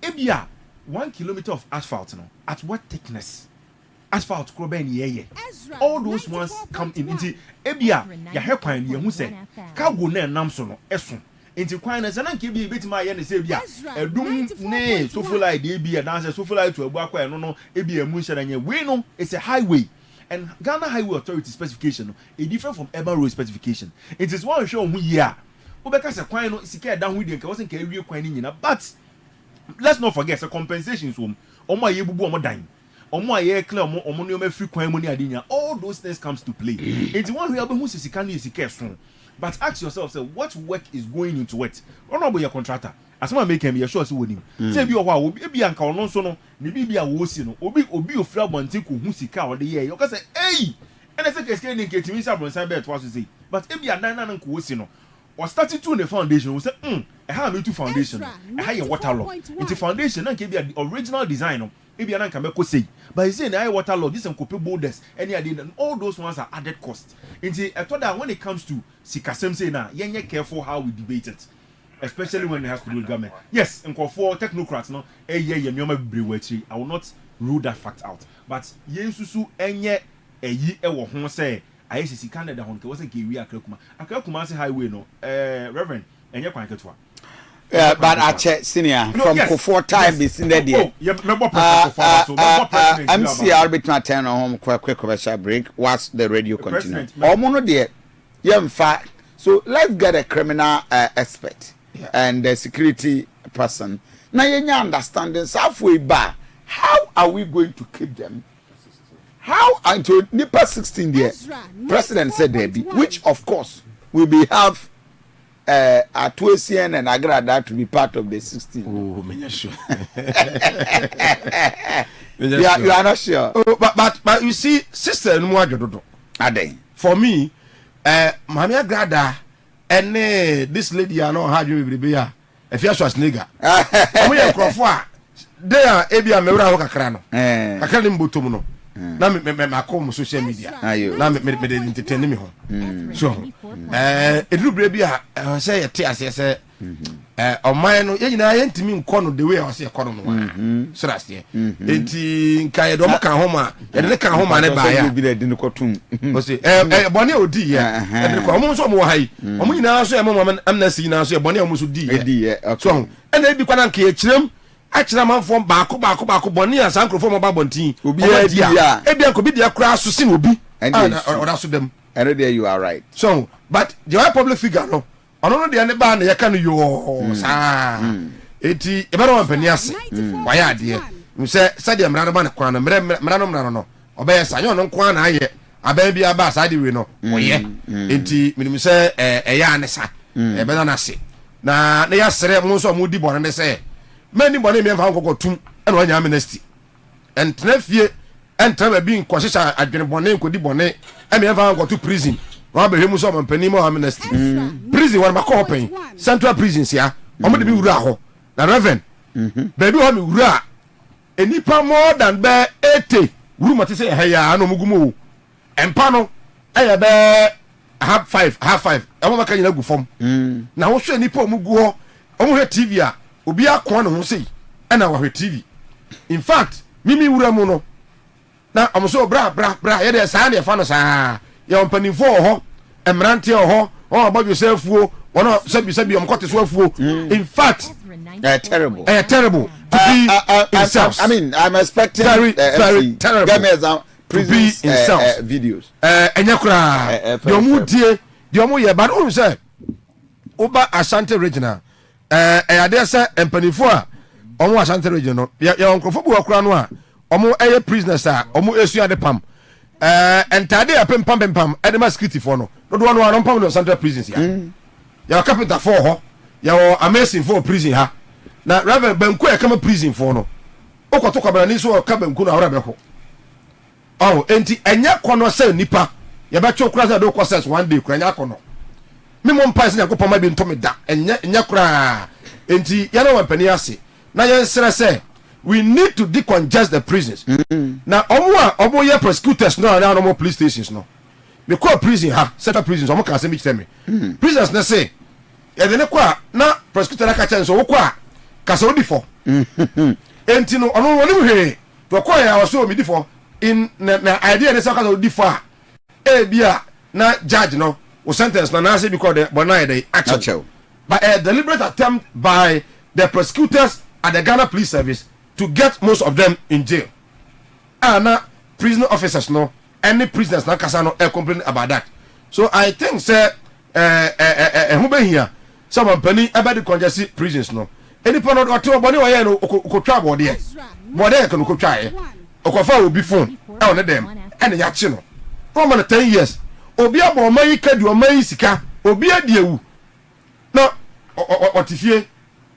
Yenye he okoba da bia nti I think say minor offenders na there enya adwuma na efo momonye e bia e do be adwum wo ba tigata mu 1 month na akọ ba bia area wo tie no e ba ko adwuma ho 2 weeks na akọ eya sa akọ na efere ongun ko esa de ni bio ko bi ho prison ko su abone a lot of them akoya more hardened criminals in prison than some komo e bia omo ofie enti I think say that is what I will say. Trust ebenya mpanifo na o mankasa na akere so far esi say ya how is the process ebe ya da ben one be for makofie unsa omo say ye yiwa e makaska yeah entie bia ono ufri itafo a na EU Central Prison na makaska surgical na oji akono ukwakosa abraba se foforo why no abraba na se who is beginning the life but you have a family and make a family no kwarbu a onyi wuntum. A lot of these guys now, especially youth na prison no. I dey na so oden. Na afọ aka wantie na na prison. Nti no ba akwa na ya to no pa hwi dada. Okwa no, ile kwa na ko wo free ase. But these people you be more omotimi akọ prison aba. O be ya sofo. Ima ba ye mpanifo. E na tie ase se wodi bo na akọ prison a. Position bi wa ba wonti ba medi. Se wodi bo na ya wotie me ya babu na tie me a. Okọ prison a. Position bi wa ba o ma na ya mfa ma wo wonti ba medi. And you have about ye, that's on your may, nothing to me, M1. But Reverend, you knew no more, almost Edijano. Traders or more Ghana, I say. On my catch as $1 because nipa na contractor that he has reviewed a lot of contractual agreements he sat in parliament before parliament a banner accountant chartered accountant you know when it has to do with money all the bill of quantities but so any questions will be raised it's a be technocrat but okofa will be sebi in previous yes party ni on a some party maybe con school in educational background kwa form okwa akwatena technocrat anim municipal engineer ba municipal urban roads director abetena ho omumienu the drawings abetena we say honorable chief to na drawings here fa baby yeah kan sheda kaguso omo ba so omunim sa ho apa na pa wuni if they can't convince you then they have to confuse you. But to say a typical example, you may call municipal or na on say University of Professional Amstead, Piamenka, on say quadaso, and a primary college or quadaso, and as transfer quadaso, and our Greek and Zma as quadaso. Or what was a delegation from Amstead, Abba. And that delegation will be sana a year, Professor Sisu and so. We are professor this, we are doctor that we are say. You look at the high powered delegation. Meeting an MCE. The good thing is that my MCE or a civil engineer or a construction is also level headed and so it meets. But one person who could be in the name of party, no could be an educational background war form. Now the not now. Say quada so MCE. Now a delegation from the university, Amstead, led by professors, PhD holders. I bet now when you know more can someone. And now we acquire inventory for schools ni na almost structures ni ade but boss okay we know that all cause engineers no obi an say there be the man he knows what he is about now go for obi accept in educational background or in the name of party na betena ho and our ministry na nipa no enye na field no akofa na bet afi no o share this technocrat and technocrat no sebi almost said that Reverend, technocrat o be share wa ho said the be ya I'm a lawyer. Is there a lawyer no be can normal layman? He has to confuse you. Oshia, into Shani young lawyer or my learned colleague. The term learned colleague no is it is it's discriminatory in nature. Reverend, you can say my learned colleague. Yeah. Now, so we are medical doctor cry. You are not learned. The medical doctors are the charm. So they are not learned. Okay, maybe. Yeah. It's right from there. Two crowd masters and cry. Abnishon we didn't discriminate with a woman. Only learned. It is so sad. Say come from the Latin term no kikemwa. We read the law. Documenting that when so you don't understand. It's what say they said the honorable can train be say. Yeah, they are one be here one who as a politician. Now and one more no obi edi. And so we have to be very careful how we do our appointments. Na koye loyalty sake eno ni ade ba ko eku Ghana. Oh, we na me bre ye into we fa no kwasha. Ni pa no so dwuma na kwakoye no oni hu ni die bia. The caliber of people who are coming to meet him. Wrap up. Your time, I'm sorry. Just last comment. A chartered accountant. I bet now. Quick, I was either a you for disconnecting me light. I was a ECG. Okay. Now me quiet. I'm just show mobiles. Now I'm 200,000. And I'm assuming Sumami, you for the office. Run about. And who quiet over yeah. Omudi can do but 2 on mobile. I don't move them back camera. Say, me mean Pia mobile the more rooms with you. And I'm going to escape since Cabby. And where I account. Monka could not want to be different of the command. What is that? But I'm not the Musa way, you know, maybe to be sorry, you know, was one I'm saying, too. You know, they brought a delegation. I just look, any. You owe me such amount of money. And I mean, so do say, you give me over 100 and something thousand. So just give me the balance. After the night, me no after the miss, we yeah, Miss Anna, for me, I mean, no, we so would be met some would be. After all, say acquire to the sense of most is all prepaid, postpaid meters. I call prepaid. And my do because I'm starting can be to top prepaid for almost for the next 3-4 years. I have MC no on so DJ Chira on top prepaid. Wow. Yes, that was so to be converted to prepaid for me. Now for prepaid meters no but I'm fantastic. And when you see on I don't they be answer it is kakoto prepaid meter. So let them give us more prepaid. Thank you. Our time is up. This is where we end the show. Ghana for you, better must say. It's been a wonderful discussion, and of course, it's Francis Sado, aide at the Man Quadras Chief Executive, civil engineer, and of course, member of the regional NDC communication. Okay, I hear. Right, and that my brother, senior, because he can come on also, a former MC, Askaraman Pong, and still as a winner your post to be also. As a Diana crowd. See, I don't know. President Edu Japan here, what the post now carrying alcohol. Anyway, until that, and exactly 11 o'clock, me Aba, me offer say Ujama about the transit, no the Makosam at the Abra, and then somewhere Ebano. Oh, Abrabo Iroho. Now, she very noble man, but your life. I didn't do. Then we'll be doing Patron Mofidino and the Hein Kobe, and then a bay of fire, a bay, and this is exclusive via the Ebro. Madame, maybe, DJ Godfred, Eddie Nyom, so Eddie Abram.